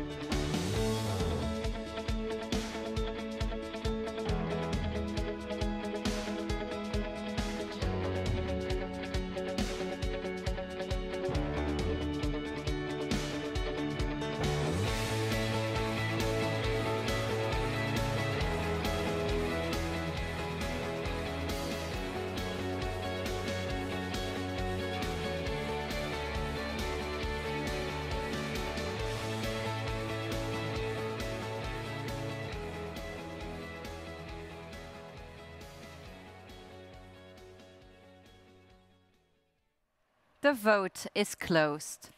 Can I now ask our amazing supportive team to share the results of this vote on the amendment number 2 on our screens? Thank you. I see that amendment number 2 in brown is carried with 630 votes in favor, 66 votes against, and 24 abstentions. We will now move on to the next voting, which will be a block vote. I ask the voting team to confirm me that the system is ready.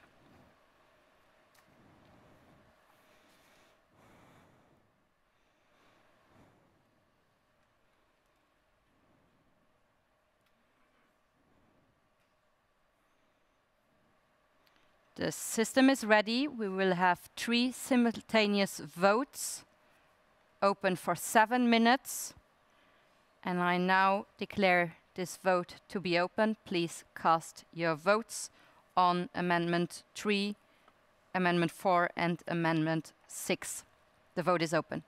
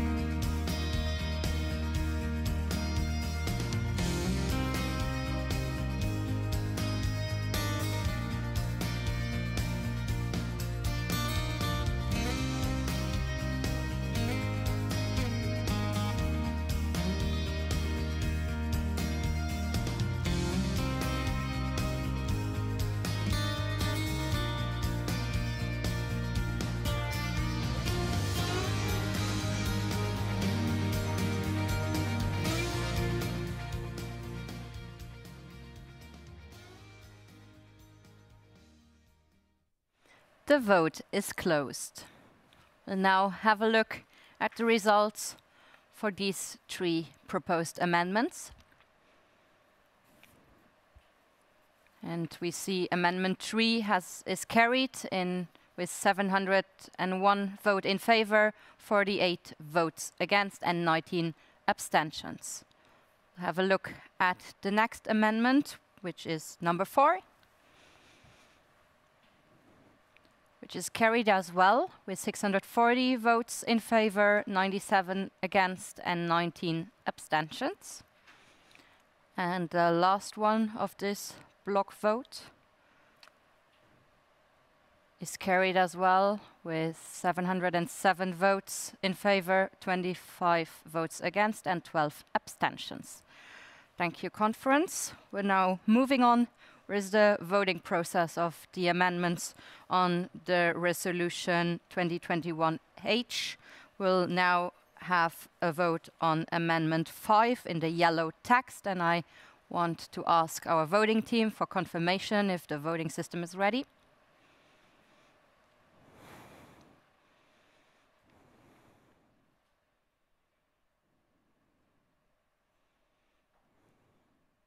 I hear that our voting system is ready and the vote will be open for 3 minutes. So I hereby declare this vote open. Please cast your votes.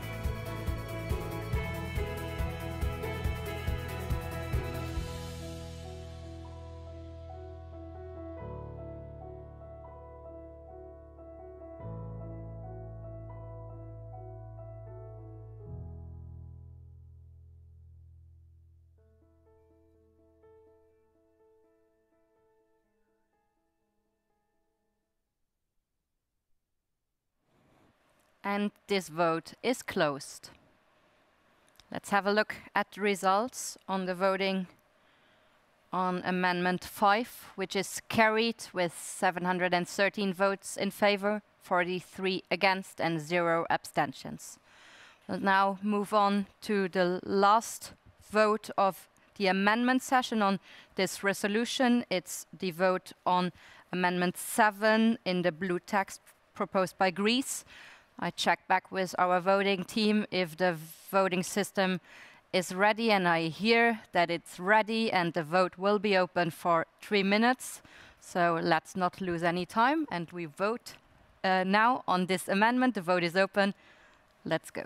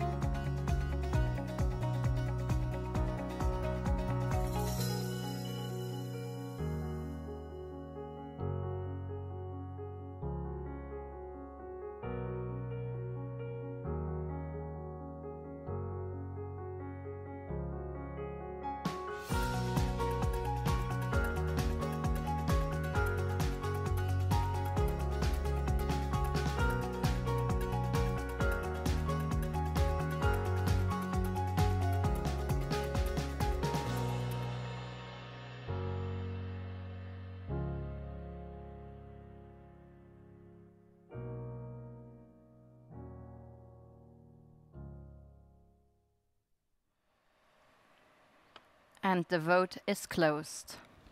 Let's have a look at the result.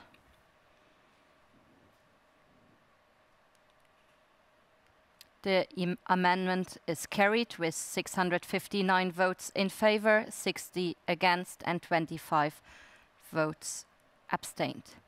Thank you, conference. Before we will move on to the vote of the amended resolution, I hear that the committee wants to speak. I invite now Pia on our screen. Pia, the floor is yours. Thank you so much. And on behalf of the World Scout Committee, I just wish to thank you again for the very enthusiastic discussion and debate on the resolution. And finally, just to reiterate, that sustainability is, of course, being at the heart of our movement, and environment a key part of the sustainability agenda in general. And therefore, we recommend that you are voting in favor of the resolution. Thank you. Thank you, Pia. I see that there's no other raised hand to speak to the amended resolution. So we will move on to vote on the amended resolution as a whole. I want to check back with our voting team if the voting system is ready.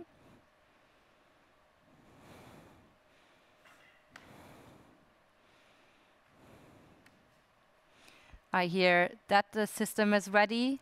I now open the vote for 3 minutes to vote on the whole resolution 2021H. The vote is open.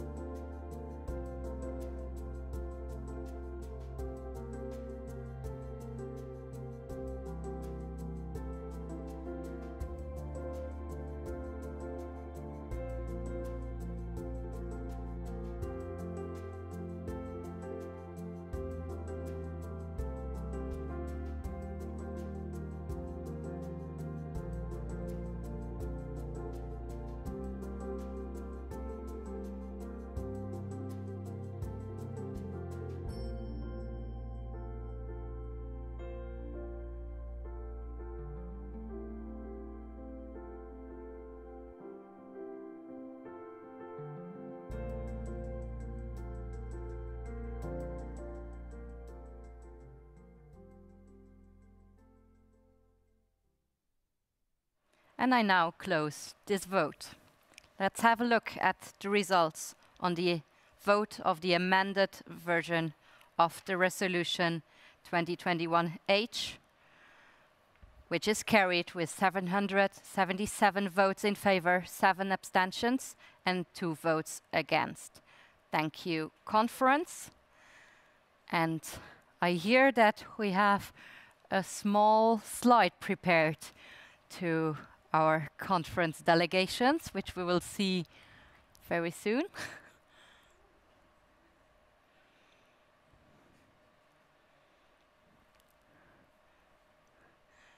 Well, the suspense is definitely climbing up also here. Sometimes we just get surprised by some more surprising things that get thrown at us. Thank you to our supportive team for spicing up this conference. This should be friendly.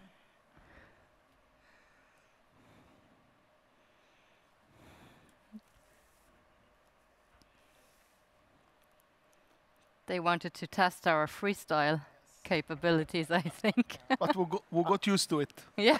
I think that has been tested already. Yeah. We can establish that. Yes, we can do freestyle too.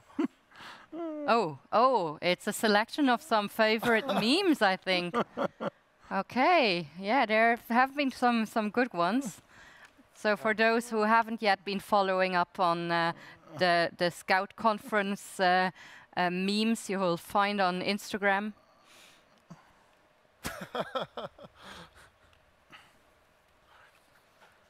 All right. Thank you, team, for showing us these memes. Oh, okay.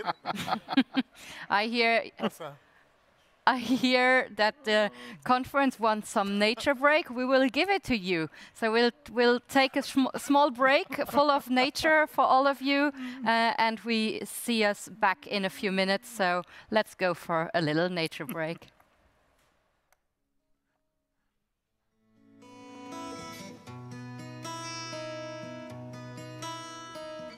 Un jour d'été en Angleterre, un homme eut l'idée du tonnerre. 100 ans plus tard, on parle de lui. 100 ans plus tard, il nous unit. C'est lui qui a fait notre histoire.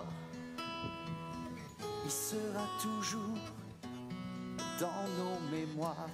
Scout un jour, scout toujours. Déjà un siècle et toujours prêt. Scout un jour, scout toujours. Toute ma vie je serai vrai.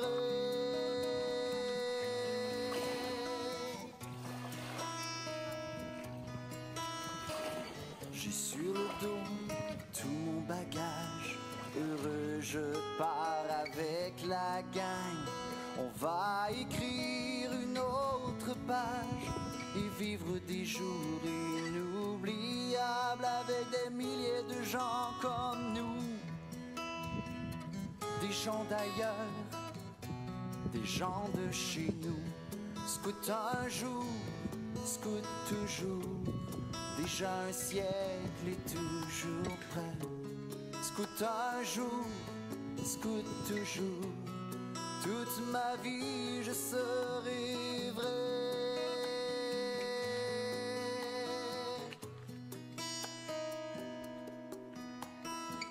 On va se faire de grandes amitiés. Les défis seront lancés. Il faudra laisser nos différends faire équipe à chaque instant. Et quand on reviendra, les souvenirs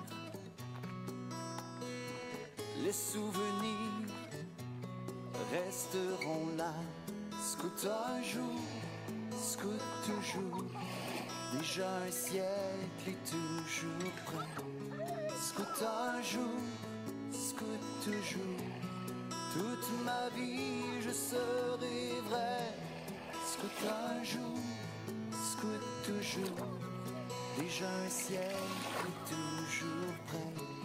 Scout un jour, scout toujours. Toute ma vie je serai vrai. Scout un jour, scout toujours. Déjà un siècle et toujours prêt. Scout un jour, scout toujours. Toute ma vie je serai vrai.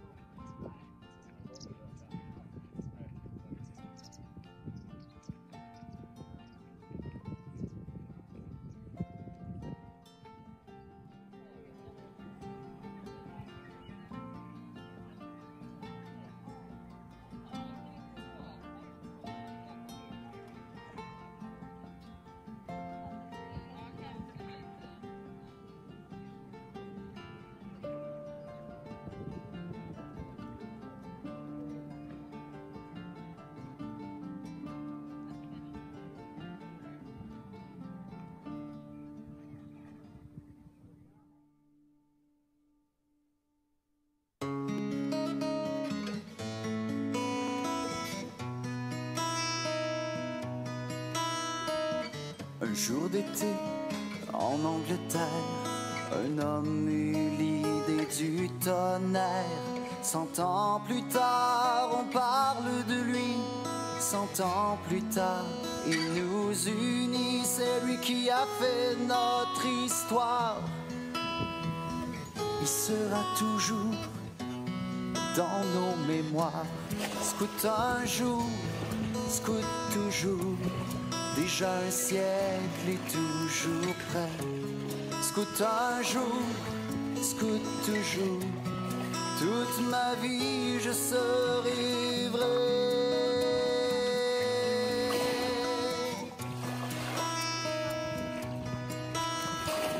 J'ai sur le dos tout mon bagage.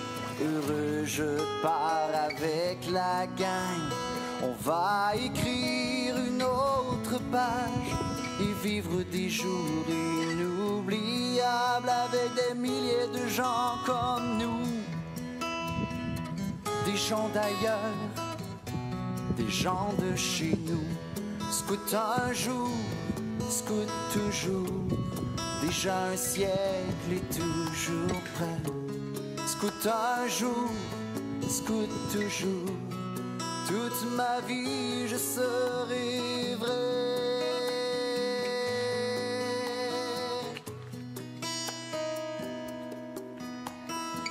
On va se faire de grandes amitiés.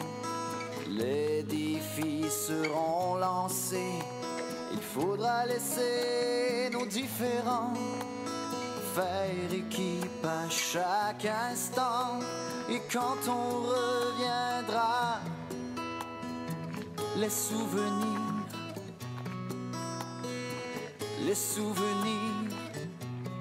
resteront là. Scout un jour, scout toujours. Déjà un siècle et toujours prêt. Scout un jour, scout toujours. Toute ma vie je serai vrai. Scout un jour, scout toujours. Déjà un siècle et toujours prêt. Scout un jour, scout toujours. Toute ma vie je serai vrai. Scout un jour, scout toujours. Déjà un siècle. Welcome back, World Scout Conference. So it has been brought to my attention that some delegations were challenged by the colors that we used for coding for the amendments of the Resolution 2021H. We recognize that the colors were challenging for some delegates, but we wish to clarify formally that our primary mechanism for voting was indicating the numbers of amendments, and the color were used as a supporting measure. As the conference chair, I recognize that all votes were conducted with the number of amendments in the screen, thus allowing delegates to understand the motion.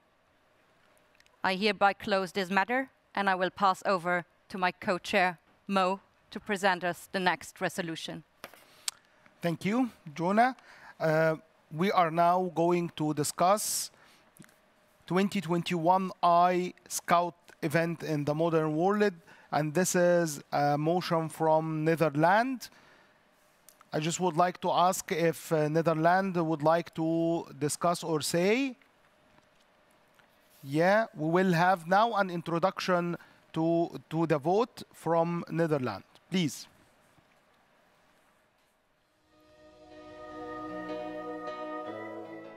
Dear friends, Scout in Nederland proposes this resolution, seconded by 5 other NSOs, because we want to encourage our movement to have a close look at how its events are organized. The World Scout Committee announced its desire to review and innovate all World Scout events on a wide range of issues. We propose to also take a look at the effects of the global pandemic. We have already seen the devastating effects of this pandemic on Scout events, and we are convinced it will affect events in the foreseeable future as well. We cannot wait and sit this out.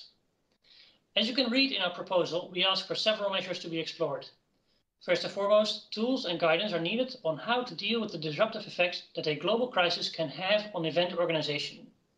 Secondly, the World Scout Committee has to look at the risk attached to being the host of a Scout event and investigate what needs to be done to keep it attractive for NSOs to host such events. Lastly, the World Scout Committee should prepare Scout events with a renewed global focus on public health in mind. We are counting on your support for these requests and are looking forward to work with you on creating magnificent events for Scouts all over the world in the decades to come. Thank you.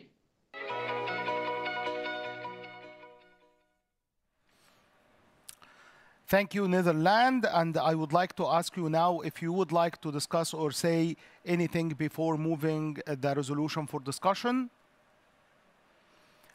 I got to know that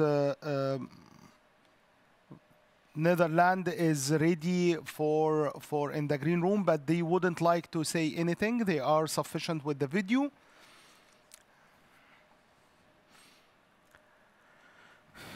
I got a confirmation now that we have a raised hand from Ireland. Could you please bring Ireland in on the stage?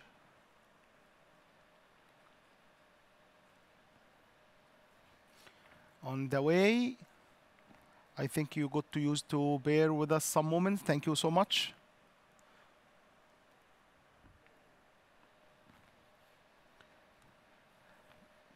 We are discussing now 2021 Scout events in the modern world. Now, Ireland, you have the floor, please. Thank you very much, Mo. Hello, everyone. My name is Paddy, and I'm the International Commissioner for Scouting Ireland. I hope you are all keeping safe and well. I wish to share that Scouting Ireland is fully supportive of this draft resolution by our friends in Scouting Netherlands. As you are aware, we have been the first world event host to be affected by the current global pandemic. We're very much looking forward to welcoming you to Ireland for the moot, but the COVID-19 has meant that this has not been possible. It is important for us to think about the future of our world events and how they may look going forward. We would ask you to vote in favor of this draft resolution. Thank you and have a lovely morning, afternoon, evening and night. Slán. Thank you, Ireland. Is there any other hands raised? No more hands raised. And now I'm moving the draft resolution for a vote. Just to mention, there is no amendment had been submitted for this resolution, so we will have the vote for the resolution fully. I just would like to ask the e-voting system team just to give me a confirmation that the system is ready.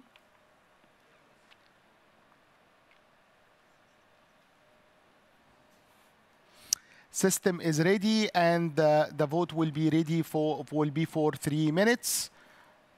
I'm asking all delegations now to cast your votes. The vote is open.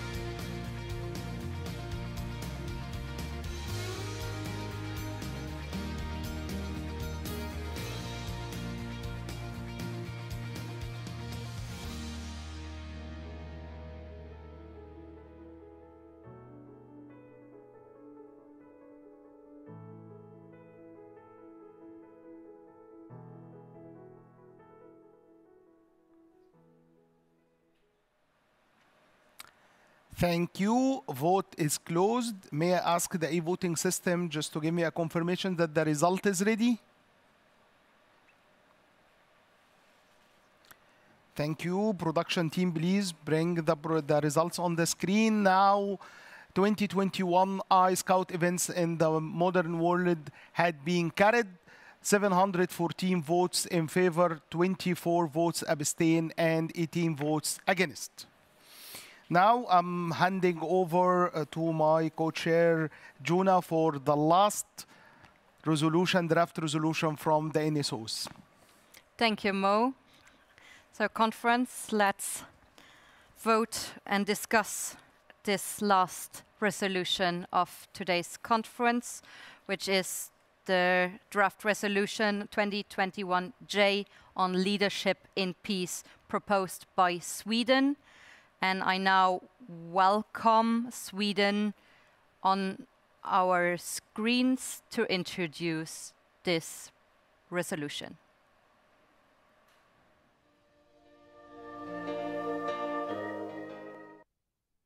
Dear friends in Scouting, my name is Joel Bergstrand, and I'm the International Commissioner of the Guides and Scouts of Sweden.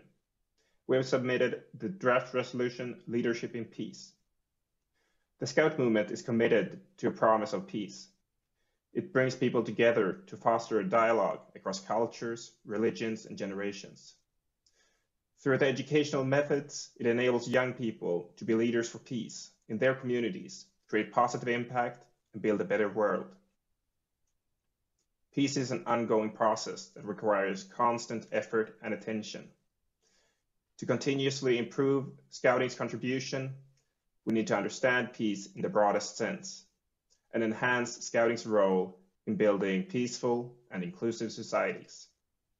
The United Nations Youth Peace and Security Agenda is essential in ensuring that the Scout movement is not only connected to, but also stays relevant in the global conversation on peace. Thank you.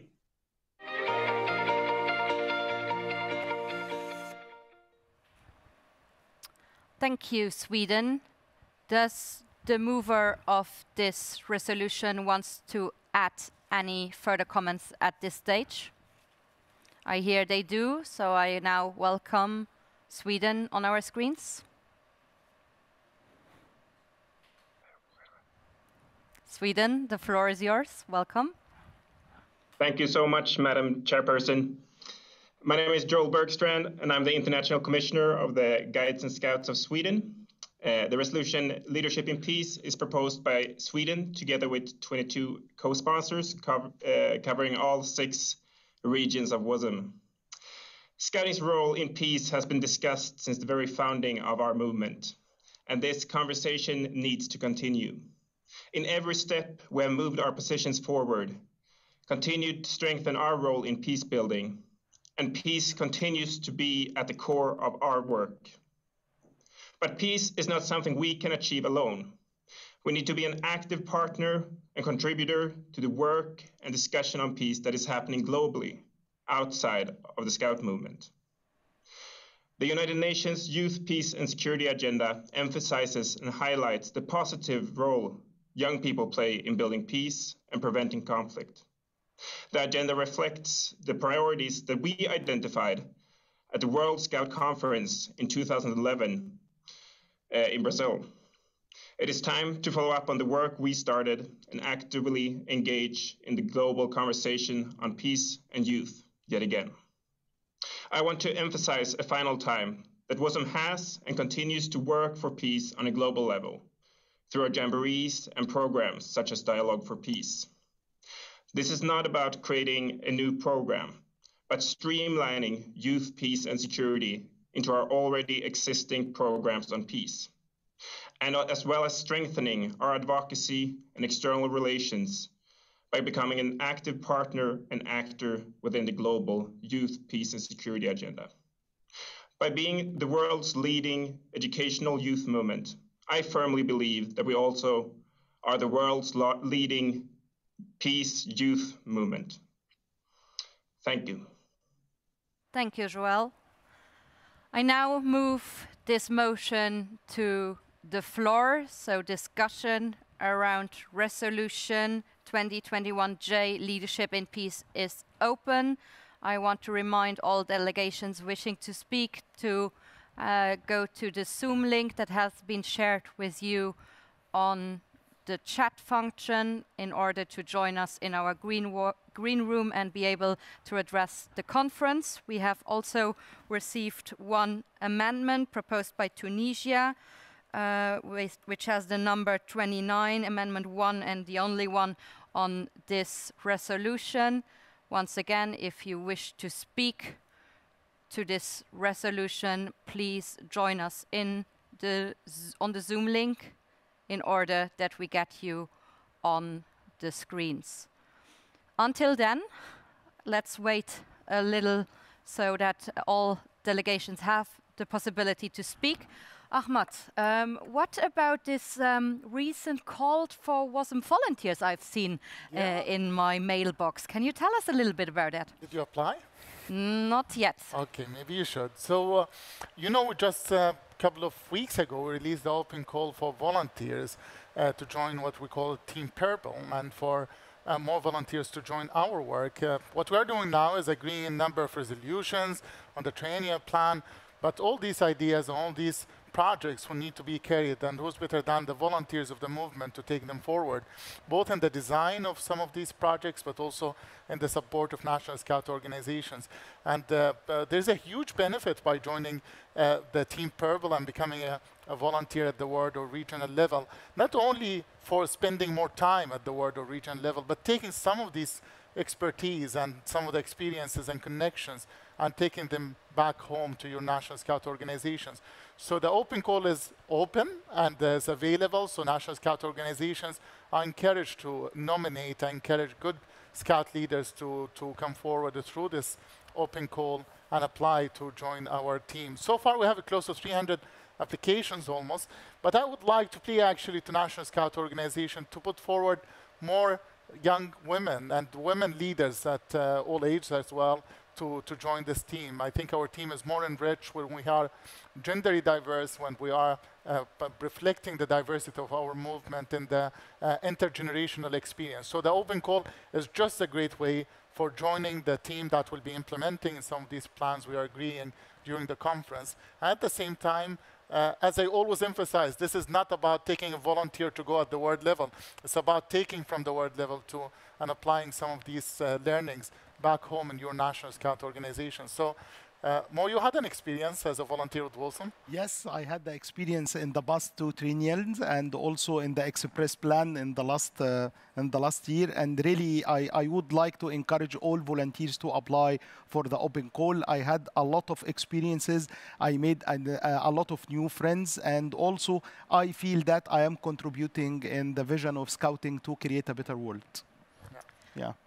And I just would like to say, if you are facing difficulty in filling in the open call registration form, please go for the blue button, hill button that you can find in. I need to reveal this. Actually, we are rehearsing every day for hours at the 3 chairs, and the most challenging statement that we would like to say every day is, if you are facing difficulty, go for the blue bottom on the right corner of your screen. You see, you get it in day 5. Yeah. Yeah. After 5 days, we are there. But you need help to ask for help. Yes, yes. Thank you both of you also for sharing this food for thought. I think many delegations will have something to think about after this conference. I hear from our support team that there has no hands raised and no one wants to take the floor. I will read out the amendment proposed by Tunisia. And you will also find it in the document you have all received from our resolutions committee, where it states, it inserts on 2 points, with encourages members organizations to strengthen the dimension of the right to, which is the amendment, peace in the educational programs and activities by implementing peace educational materials, and then in brackets, including dialogue for peace, and this is the other part of the amendment, and preventing violent extremism. That's it. So that's the the amendment we've got from Tunisia. And this is now the final check if there has been any hands raised, which is still not the case. So I will close now the discussion around this resolution and around this amendment. We will first vote on the amendment number 1 introduced by Tunisia. And I want to confirm once again with our voting team if the system is ready for vote.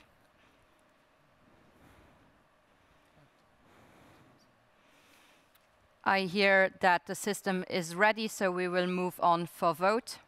The vote will be open for 3 minutes. Please cast your votes.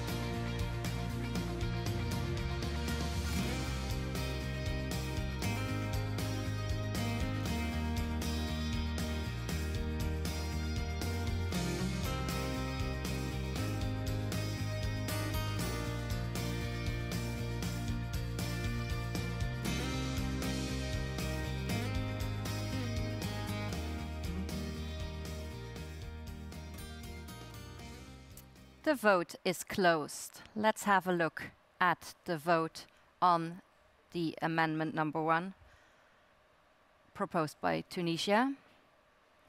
The amendment is carried with 708 votes in favor, 66 votes against, and 6 abstentions. So I now, before I move the amended resolution to the floor, once again ask if any delegation wants to speak to the amended resolution. We have Tunisia now joining us. Tunisia, please join us on screen. I hear that Tunisia is happy with the vote and they do not wish to comment. Thank you, Tunisia. Any other delegation wishes to speak to the amended resolution? Sweden? No comment also from Sweden. Then we will move on to the vote on the amended resolution 2021J, Leadership in Peace, proposed by Sweden. in its amended version. I want to check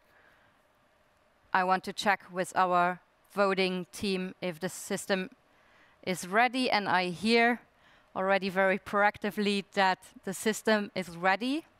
And I now have the honor to invite all heads of delegation to move to their last vote of this conference. So it will be the vote on 2021J Leadership in Peace, and the vote will be open for 3 minutes. Delegations, please cast your votes.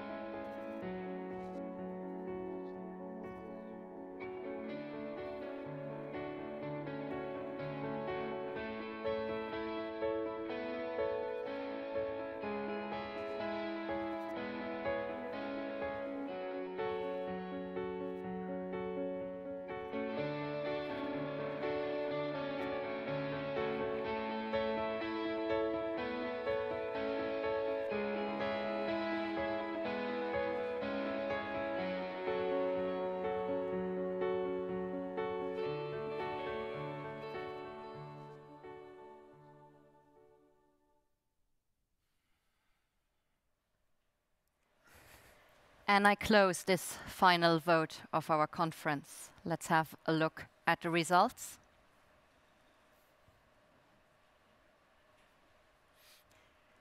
The resolution is carried with 732 votes in favor, 30 votes against, and 18 abstentions. Conference, we have come to an end of a very engaging session on the conference resolutions.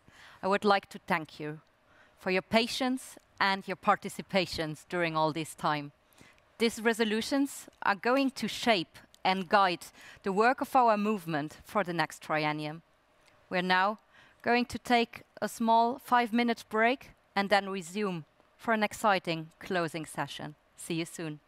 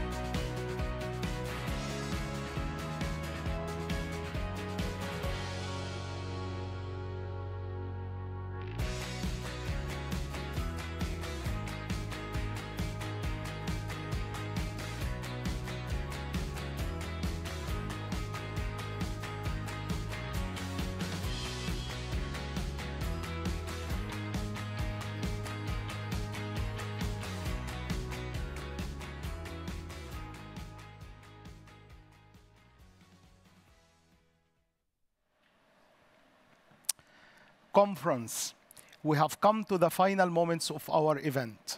I must say, this week has gone by really very fast. And sadly, we have almost come to the end of our first ever virtual gathering. Nevertheless, we still have some exciting moments coming up. Let's get started. Dear Scouting friends, it's now time for the conference to recognize the exemplary contribution of our volunteers in their service to Scouting.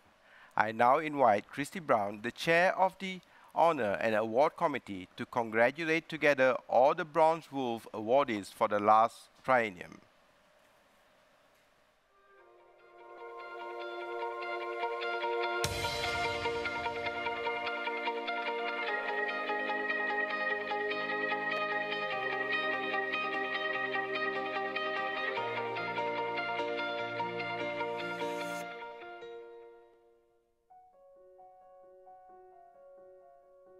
Welcome to this acknowledgement ceremony for awardees of the Bronze Wolf during the past triennium. I am Kirsty Brown, Chair of the World Honours and Awards Committee and a member of Scouts Australia. The role of the World Honours and Awards Committee is to act as the nominating committee to the World Scout Committee for the award of the Bronze Wolf. The Bronze Wolf is the only award made by the World Scout Committee. It is awarded to individuals for outstanding service of the most exceptional character to the World Scout movement.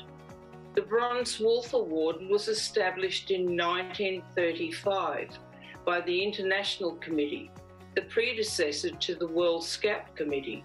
The first person to be awarded the Bronze Wolf was the Chief Scout of the world, Lord Robert Baden-Powell.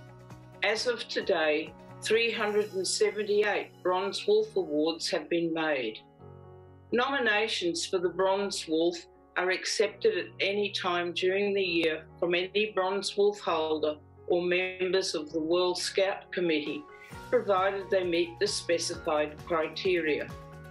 Bronze Wolf guidelines, new awardee announcements, and the current list of Bronze Wolf holders are available on the WASM website.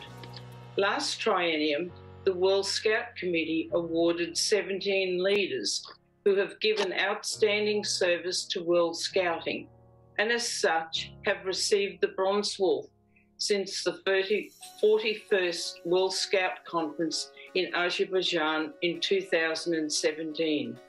Those Bronze Wolf holders are 2017, Mari Nakano, Japan. 2018, João Armando Goncalves from Portugal. 2018, Karen Olbach from Finland. 2018, Ian Langford Brown, Australia. 2018, Bridget Therival, United States of America. 2018, Layla Almadine, Egypt. 2018, Jurjamai Banai from the Philippines. 2019, Daniel Ownby from United States of America.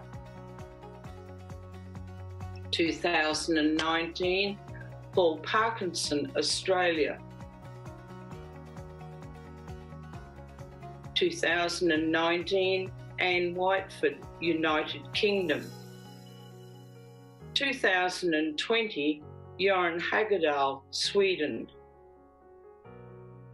2020, David Jones, Australia. 2020, Scott Sorrells from United States of America. 2020, Walter Hofstetter, Switzerland.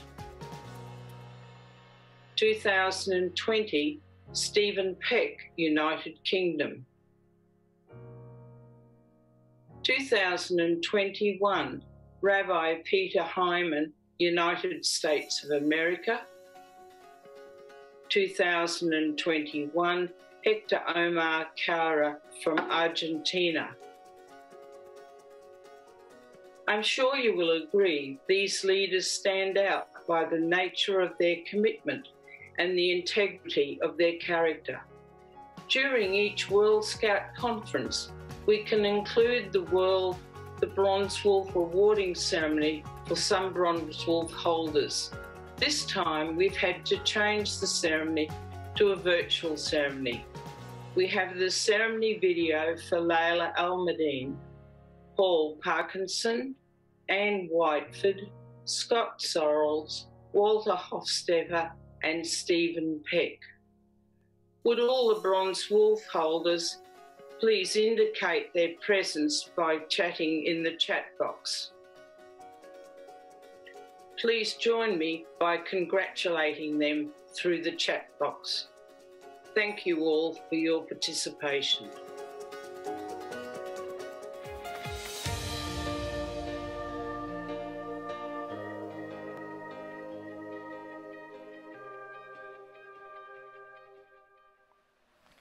Thank you so much, Kirsty, for the beautiful recognition. And congratulations to all the new Bronze Wolf awardees for their service to Scouting.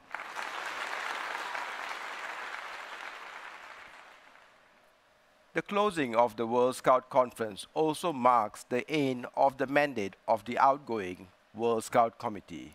I now invite you to watch this tribute honoring the service of the outgoing World Scout Committee Chairperson, Greg Turpie, and invite our Secretary General, Ahmad Al-Handawi, for words of thanks and to introduce Greg to provide his farewell remarks to the World Scout Conference.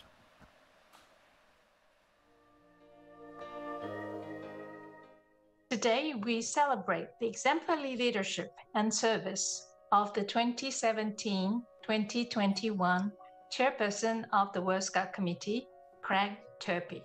For nearly 40 years, Craig has contributed his time, energy, resources, and passion to ensure that every young person, regardless of where they live in the world, has the opportunity to access and participate in quality scouting.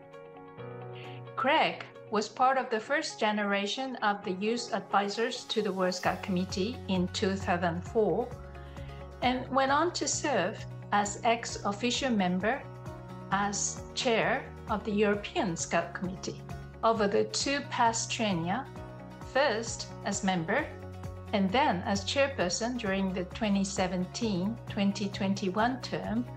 Craig has shown an incredible commitment and leadership, guiding the World Scout Committee through an extraordinary time, deliver on the objectives of the World Triennial Plan and Vision 2023. Thank you, Craig, for all that you've done to strengthen the unity and impact of our global movement. Quote, I want to ensure that every young person, regardless of where they live in the world, has the opportunity to access and participate in quality scouting.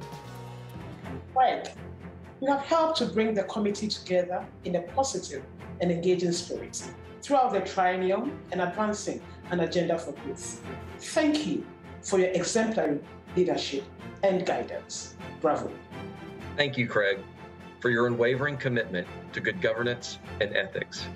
You certainly reflect the great values and ethics of the World Scout movement, especially regarding openness, transparency, and accountability. Thank you, Craig, for your willingness to push the movement in new directions, increasing our influence and driving innovation to enable Scouting to be ready for the future.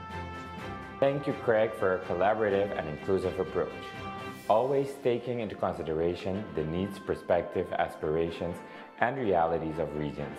A huge thank you to Craig and the whole team at the World Scout Committee for their exemplary leadership in steering the Scout movement during this COVID-19 pandemic with calm and tranquil. We greatly appreciate and recognize your unwavering support to the needs of the National Scout organizations, and most evidently, serving as a stentorian voice for the young people. We salute you. Craig, thank you for being a principled voice and a listening ear, for creating space for conversations that have been introspective, innovative, and visionary where it's really needed, for gender equality, and for meaningful youth participation in the leadership of our movement. These are some of the many messages of appreciation.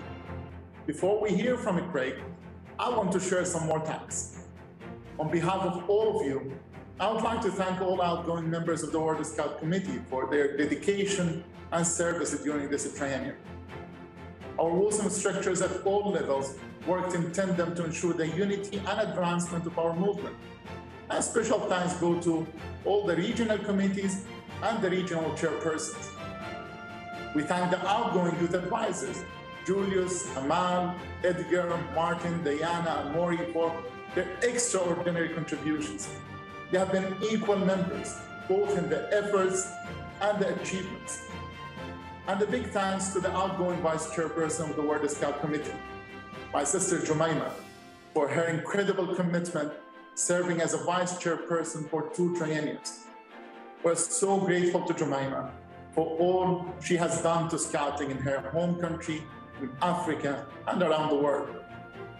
Also to recognize the other outgoing members, the most amazing Peter Black, and the other dear colleagues, Elias Ismaili, Leo Morales, and Janabeth Fernando. Thank you so much. You have made a difference in advancing WSOM's work over the years.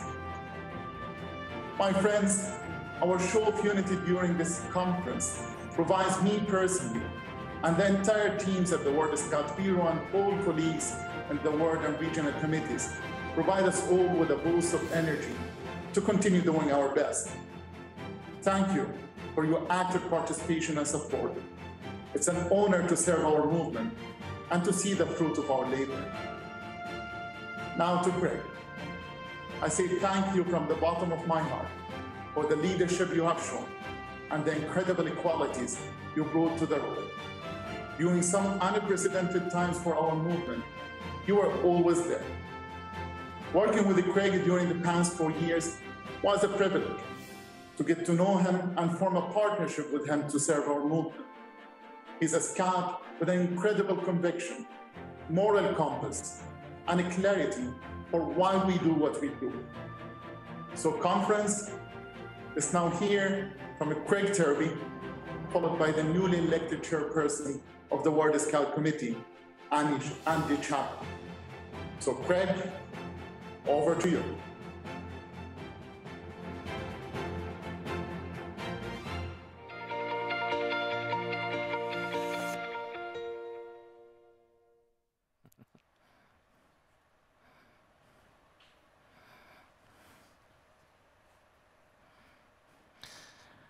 Wow, what a video. And I have to say that came as a complete surprise. But as you said, Ahmad, it's all about the team. Dear friends, the 42nd World Scout Conference is drawing to a close. A most extraordinary conference, coming at the end of a most extraordinary triennium, while living through the most extraordinary times. A conference where, despite the challenges of the pandemic, we have proven once again our extraordinary resilience as a movement. A conference where we've used technology in extraordinary ways to come together to report, share, celebrate, and prepare for the future. There have been so many firsts during this extended triennium, including this being the largest ever World Scout Conference in the movement's history. That is something truly extraordinary. For these last 5 days, we've seen more than 2,000 participants from 170 of our 172 NSOs, engaging in quality debate, making informed decisions in an inclusive and participatory way, thereby ensuring the continuity of good governance. These levels of engagement, I believe, serve to illustrate just how much we all value our movement, how much we value being connected, how much we value our unity, and how much we are prepared to work together to chart the course for the next 3 years in the final push towards Vision 2023 and beyond. Now, we all know how much we should have wished to have met in person, but these last days, all of you, through your enthusiastic participation, have created an incredible, extraordinary buzz across the movement. Seeing your social media posts and your memes from your homes and Scout meeting places all around the world, and your high levels of engagement, despite all the time zone challenges, has been nothing short of extraordinary. And I thank you all for living the theme of the conference in Bridging the World. On behalf of the outgoing World Scout Committee, there are several groups of people that I must recognize and thank. First, to the chairs team for this conference. Param, Juna, and Mo, thank you for answering the call and for taking a leap of faith with us in chairing the first ever virtual World Scout Conference.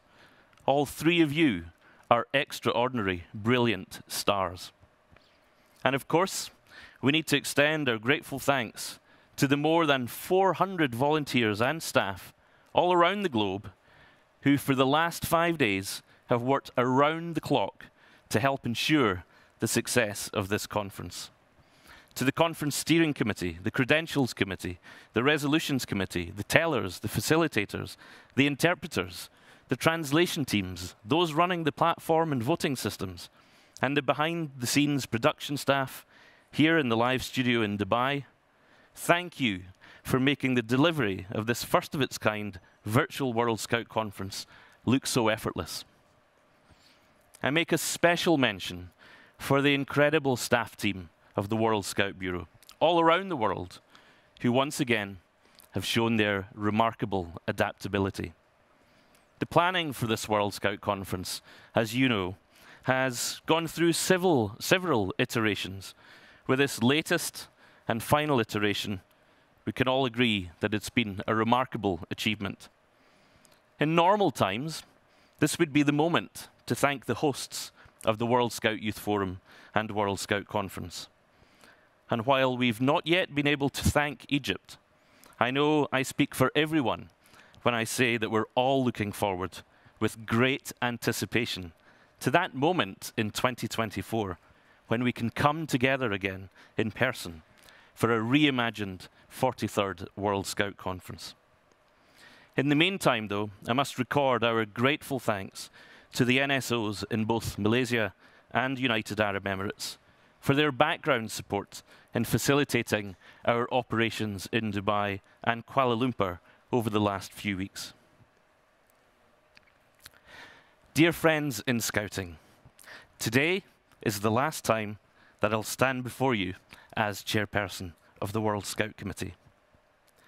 Drawing to close not just this chapter of my life, which covers the last 4 extraordinary years, but drawing to close a story for me which started 17 years ago when I first became involved in the governance of the World Organization of the Scout Movement. Over all these years, and these last 4 years in particular, it has been an honor and a privilege to serve, and I have tried to live up to my promise and to the commitment I gave in Baku, to do my very best and to bring out the very best in the team that you elected. Since 2017, I've had the opportunity, through countless missions, events, and conferences all around the world, to meet scouts and leaders, to learn more about the challenges they face, as well as their hopes and aspirations for the future. Those moments have reinforced in me that the bold claim that we make to be the world's leading educational youth movement is not just a key phrase in Vision 2023, but it's actually a reality.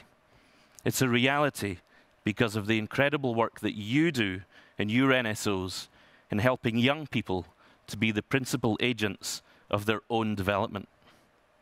We should be in no doubt that Scouting today, all around the world, is a social force for good, transforming the lives of young people and their communities through all of the amazing programs that you offer. All around the world today, NSOs are being both innovative and ambitious, particularly in response to the impact of the pandemic. There is great belief in the importance of our mission and Vision 2023. That our movement is united in ambition is, I believe, a result of our collective approach to now thinking strategically at all levels of the movement, nationally, regionally, and globally, about who we really are, about what we want to achieve, and how we organize ourselves to go about achieving it. In an often disunited world, this sense of unity and shared ambition that we enjoy should instill us all with confidence that our purpose is more relevant than ever, and that our ambitions are within reach, and that today, this movement of more than 57 million young people can be an agent of change in a world that so desperately needs it, especially on some of the biggest issues facing people and planet. The thousands of scouts and leaders that I've had the great honor of meeting, they all share one thing in common: a deep desire to play their part in their communities, to contribute to creating a better world. A world filled with hope and optimism. A world where young people are valued. A world where young people are empowered to lead the change. As conference draws to close and you're thinking about next steps, I'd like to encourage you to consider the following. Today, Scouting reaches 57 million young people, an incredible number, reflecting the considerable efforts that you have made to develop and grow Scouting, reaching into new communities. But there is more to be done to bring Scouting to even more young people. Not so we can boast about our reach, but because we know that the more young people who are equipped with the skills and values of Scouting, the more we will have a fighting chance of making an impact on those big issues that the world faces today. So taking inspiration from both the World Scout Youth Forum and World Scout Conference, please consider what you can do to extend Scouting to even more young people. The world, as you know, needs Scouting more than ever before. Now, at this 42nd World Scout Conference, you have elected a talented and diverse World Scout Committee, including several colleagues continuing for a second term. The average age is 37, with 5 female members. And if you take the 12 voting members and the 6 youth advisors, which gives you 18, we have 9 female and 9 male. And in that 18, 10 are under 30 years of age. What an incredible expression of progress made over successive triennia. I'd encourage you all to work with and give your full support to this team over the next 3 years. There is still much to be done to achieve Vision 2023, and I'm sure that your new World Scout Committee will welcome your enthusiastic support. To my successor, Andy Chapman, Chairperson of the World Scout Committee, I offer my sincere and heartfelt congratulations. Working with you these past 4 years has been an absolute joy. Hard work, but a whole heap of fun too. And you are, I know, going to be a truly outstanding leader. And while you don't need any advice from me, I want you to know that I'll be there for you, willing you on to success. Do take time to enjoy the role, Andy. And when things get tough, as you know they can do from time to time, remind yourself what Scouting is all about.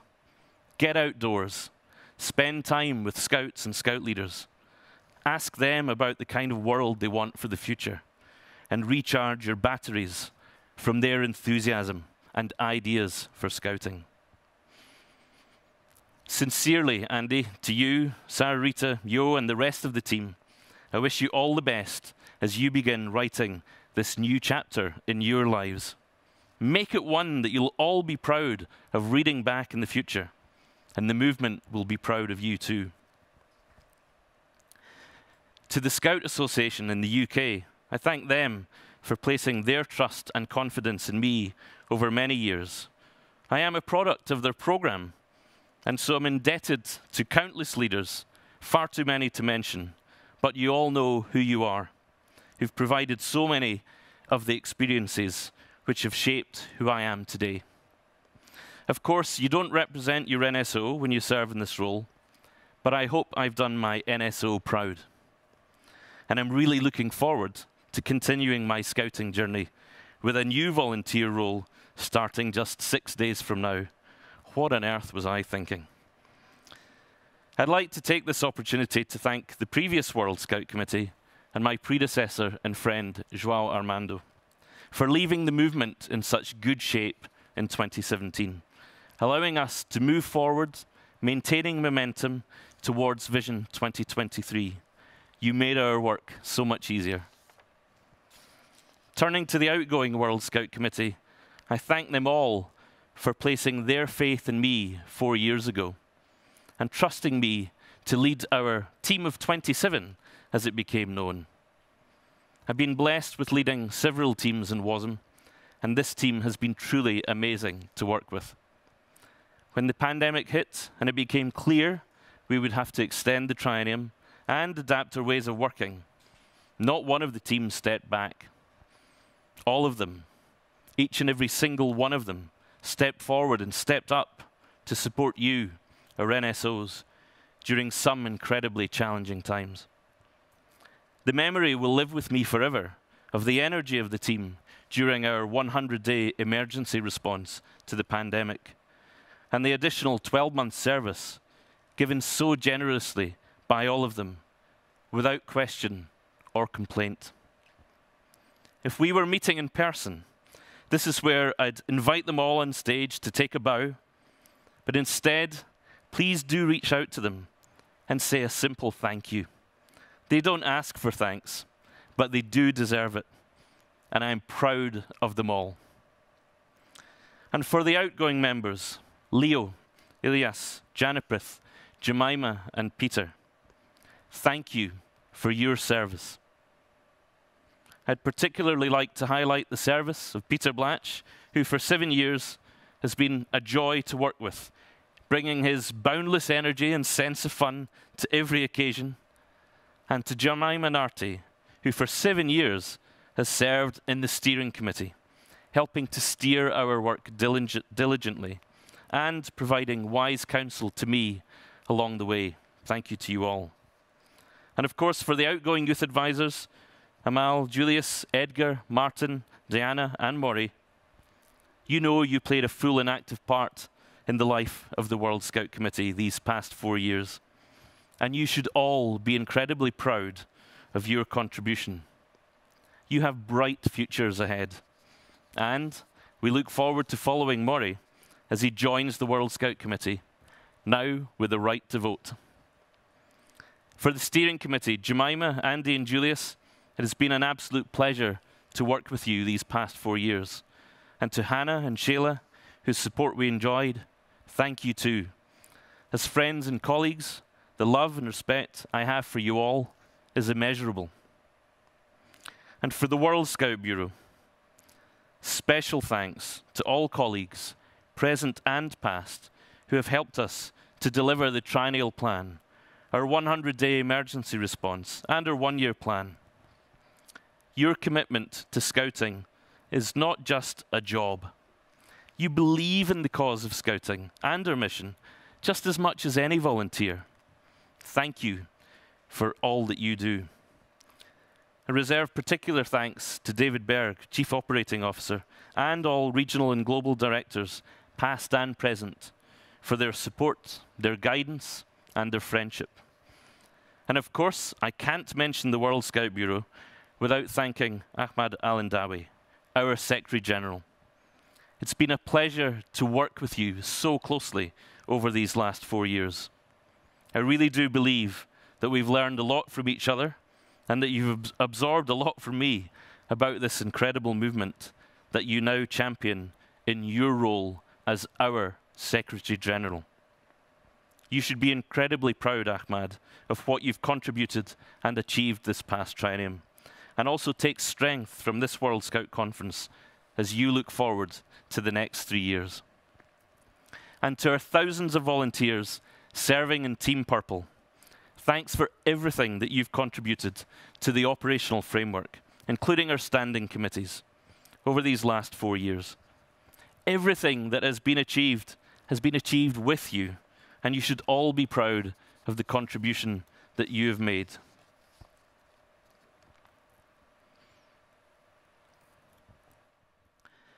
All of the aforementioned groups of people have been, over these years, like a huge extended family to me. A family that I will continue to feel part of, but which I know I will miss greatly as I move on. Speaking of family, these last 4 years, indeed the last 17 years, Scouting has been my entire world. But I want my family at home to know that they mean the world to me. Even when my compass has taken me far from home to different corners of the planet, they've always been with me.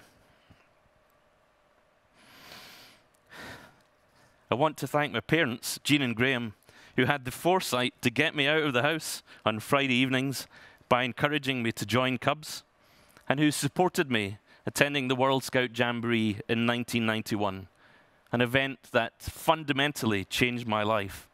Thanks, Mum and Dad, for your love and support.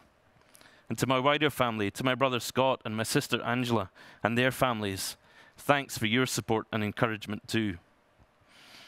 And finally, to my own family. 17 years ago, I started volunteering with WASM, and over those years, I've been on the road a lot. I mean a lot. To our remarkable children, Ian, Sam, and Ben, as you've been growing up, thank you for allowing me to spend so much time with Scouting. Time that I could have been with you, but wasn't. I've not always been there for you,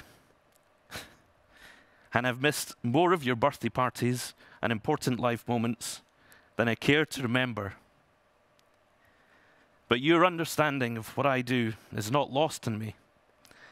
And I love the fact that all three of you are now on your very own journeys through Scouting, and I hope that they will take you to interesting places. And last, and this is going to be difficult, where to start? To my wonderful wife, Cheryl, a truly remarkable individual. We've often joked that the secret to our 21 years of marriage has been by spending so much time apart. But wherever I've been in the world, on missions and meetings over these last 17 years, I've always carried you in my heart, always. Over these past 17 years, there is no way I could have contributed so much time and energy to the movement without your understanding and your love. Cheryl, Ian, Sam, and Ben, my compass has taken me to all points of the globe these past 17 years. But now, finally, the compass is pointing to home. We'll see you all soon. Thank you.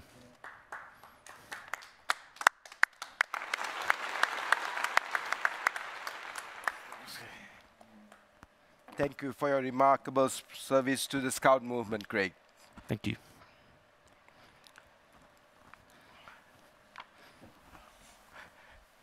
I also like to thank Craig and his team for the excellent job they have done to inspire the people from all corners of the world. Thank you once again to Craig and his team.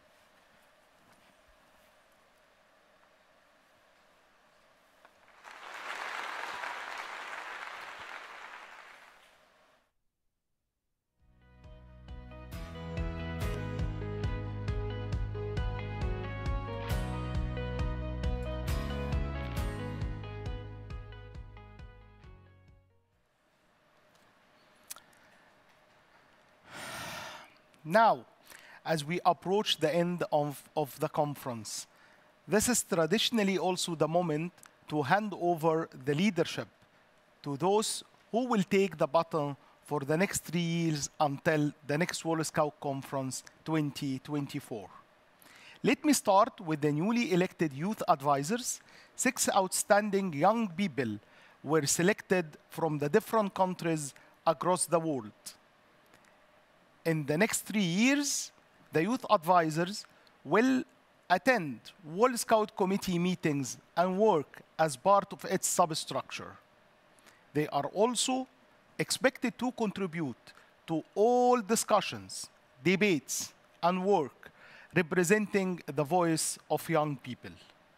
Friends in Scouting, I now present you the formally invested, newly elected members of the Youth Advisors to the World Scout Committee and invite you to congratulate them by interacting in the chat. Friends in Scouting, please accept my apology if I'm not able to pronounce your name right, but I promise in the next period I will be able to do it. Fatima Aliva, Yubinara Kim, Riz Medina, Al Hassan Sultan, Maman Lamin Isa, Melissa Valmsina Pinto.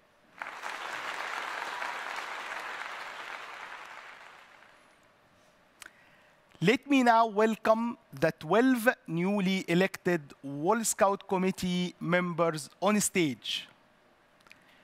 Andy Chamban, Chairperson. Sarah Rita Qattan, Vice Chairperson. Yodi Man, Vice Chairperson. Mahdi Ben Khalil. Muri Chi Ken Chenj. Wayne Adrian Davis. Nika Gorzofoka, Bea Milin Graspol, Yong Wee Kim, Diana Nell, Christine Cressy Polithi, and Juan Reg. Conference, please join me in recognizing and appreciating their willingness to serve the movement in the next triennium. Thank you and good luck.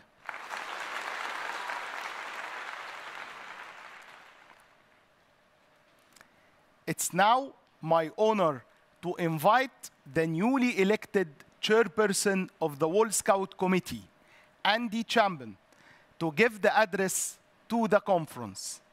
Andy, the floor is yours now.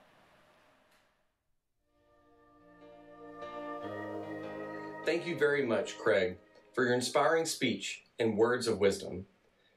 It's been my great pleasure to work alongside you and other World Scout Committee members over the past triennium. Delegates, observers, participants, and partners of the 42nd World Scout Conference, it is my great honor to be with you as the newly elected chairperson of the World Scout Committee. I want to start by thanking you for placing your trust in me. I have been involved in Scouting since I was a young boy, and I am so proud to continue to serve this movement that has meant so much to me over the years. I also want to thank the members of the committee for also putting your faith and your trust in me. Together, we will be embarking on a new journey, building on the work carried out over the past 2 trienniums and moving closer to achieving the ambitions of Vision 2023, our strategy for Scouting. As committee members, we stand on the shoulders of great leaders who have come before us. I have been inspired over the past triennium by the leadership of Chairperson Craig Turpie and Vice Chairperson Jemima Narty, who have fostered an inclusive and participatory approach to decision-making at the world level. It is my commitment to continue along this same path, to ensure that together we embody the values of the movement in our ethics and in our actions, and to serve and support the 172 member organizations and 57 million young people and volunteers who make up this incredible global movement.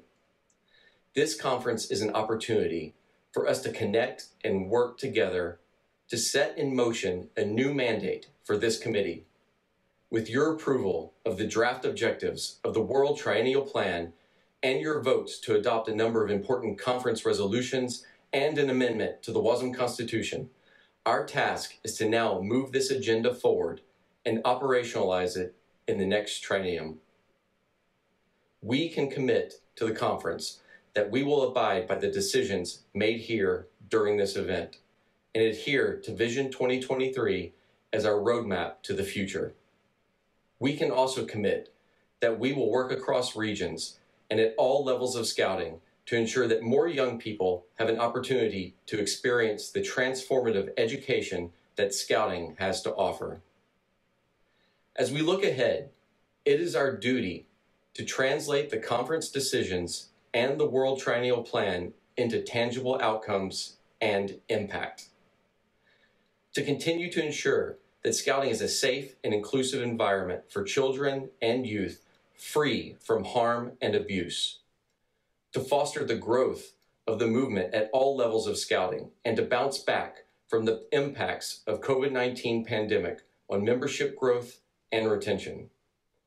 To widen our influence by working with partners and to deepen our impact, reaching out to new communities that are not yet served by Scouting.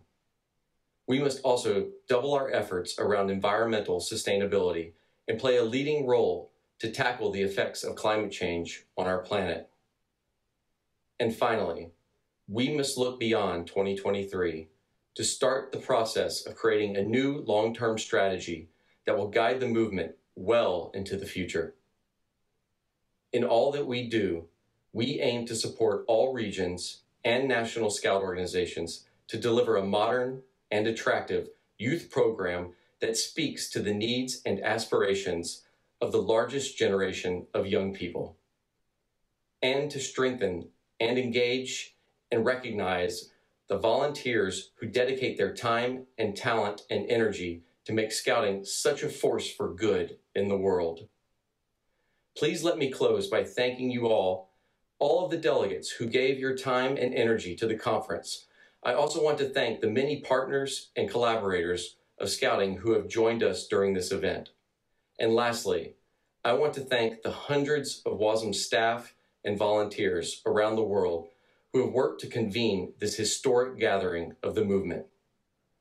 I look forward to working alongside Vice Chairpersons Yo Daman and Sarah Rita Katan and the entire World Scout Committee as we set out on this great journey together and continue our collective efforts towards strengthening the unity and impact of the Scout movement.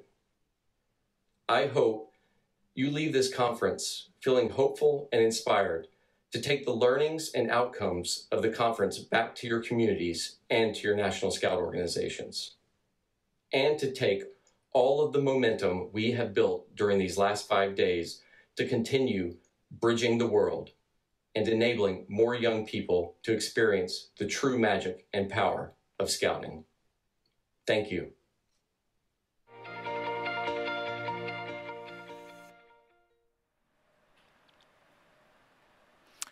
Thank you so much, Andy, for stepping up to this challenge. And best of luck in your new role, leading this amazing team and the whole Scout movement. At this point, this is a time to recognize the over 400 volunteers and the staff who have delivered massive effort in bringing this enormous event together. Thank you for your time, commitment, laughs and tears, and all the fun we had to make this World Scout event reality. This team came from all corners of the world, from Kuala Lumpur to Cairo, from Geneva to Panama, and from Nairobi to Manila, working late nights and early mornings over these past weeks and months. Thank you to the National Scout Associations of Malaysia and the United Arab Emirates for their support on ground. Thank you so much. You made our life easy. I would like now to invite them to the stage to take a bow. Let's give them an enormous applause. Thank you. Also, often behind the screen and hard at work even now, let's give a special shout out to the WSM team of volunteer interpreters and translators who have been working tirelessly over the event to ensure all our plenary sessions and all the documents were available in the 5 WSM languages. Thank you.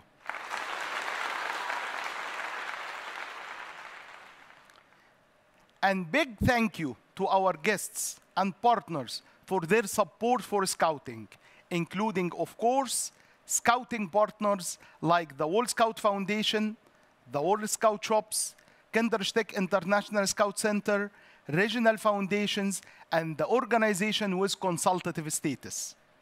We would like also to thank partners who directly contributed to the conference, such as Leaderstudien, our speakers, guests, exhibitors, and workshop co-hosts, and who support Scouting between conference and beyond, like Al-Walid Philanthropies and more. Thank you.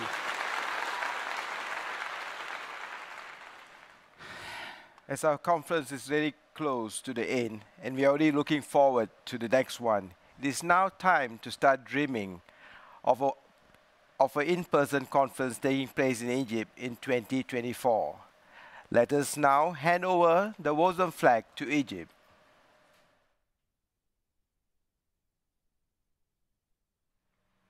Following the results of the elections for the next host for the upcoming World Scout events, it gives me great pleasure to hand over once again the conference flag to the Egyptian Scout Federation, hosts of the 43rd World Scout Conference and 15th World Scout Youth Forum. Congratulations, Egypt. See you in 3 years.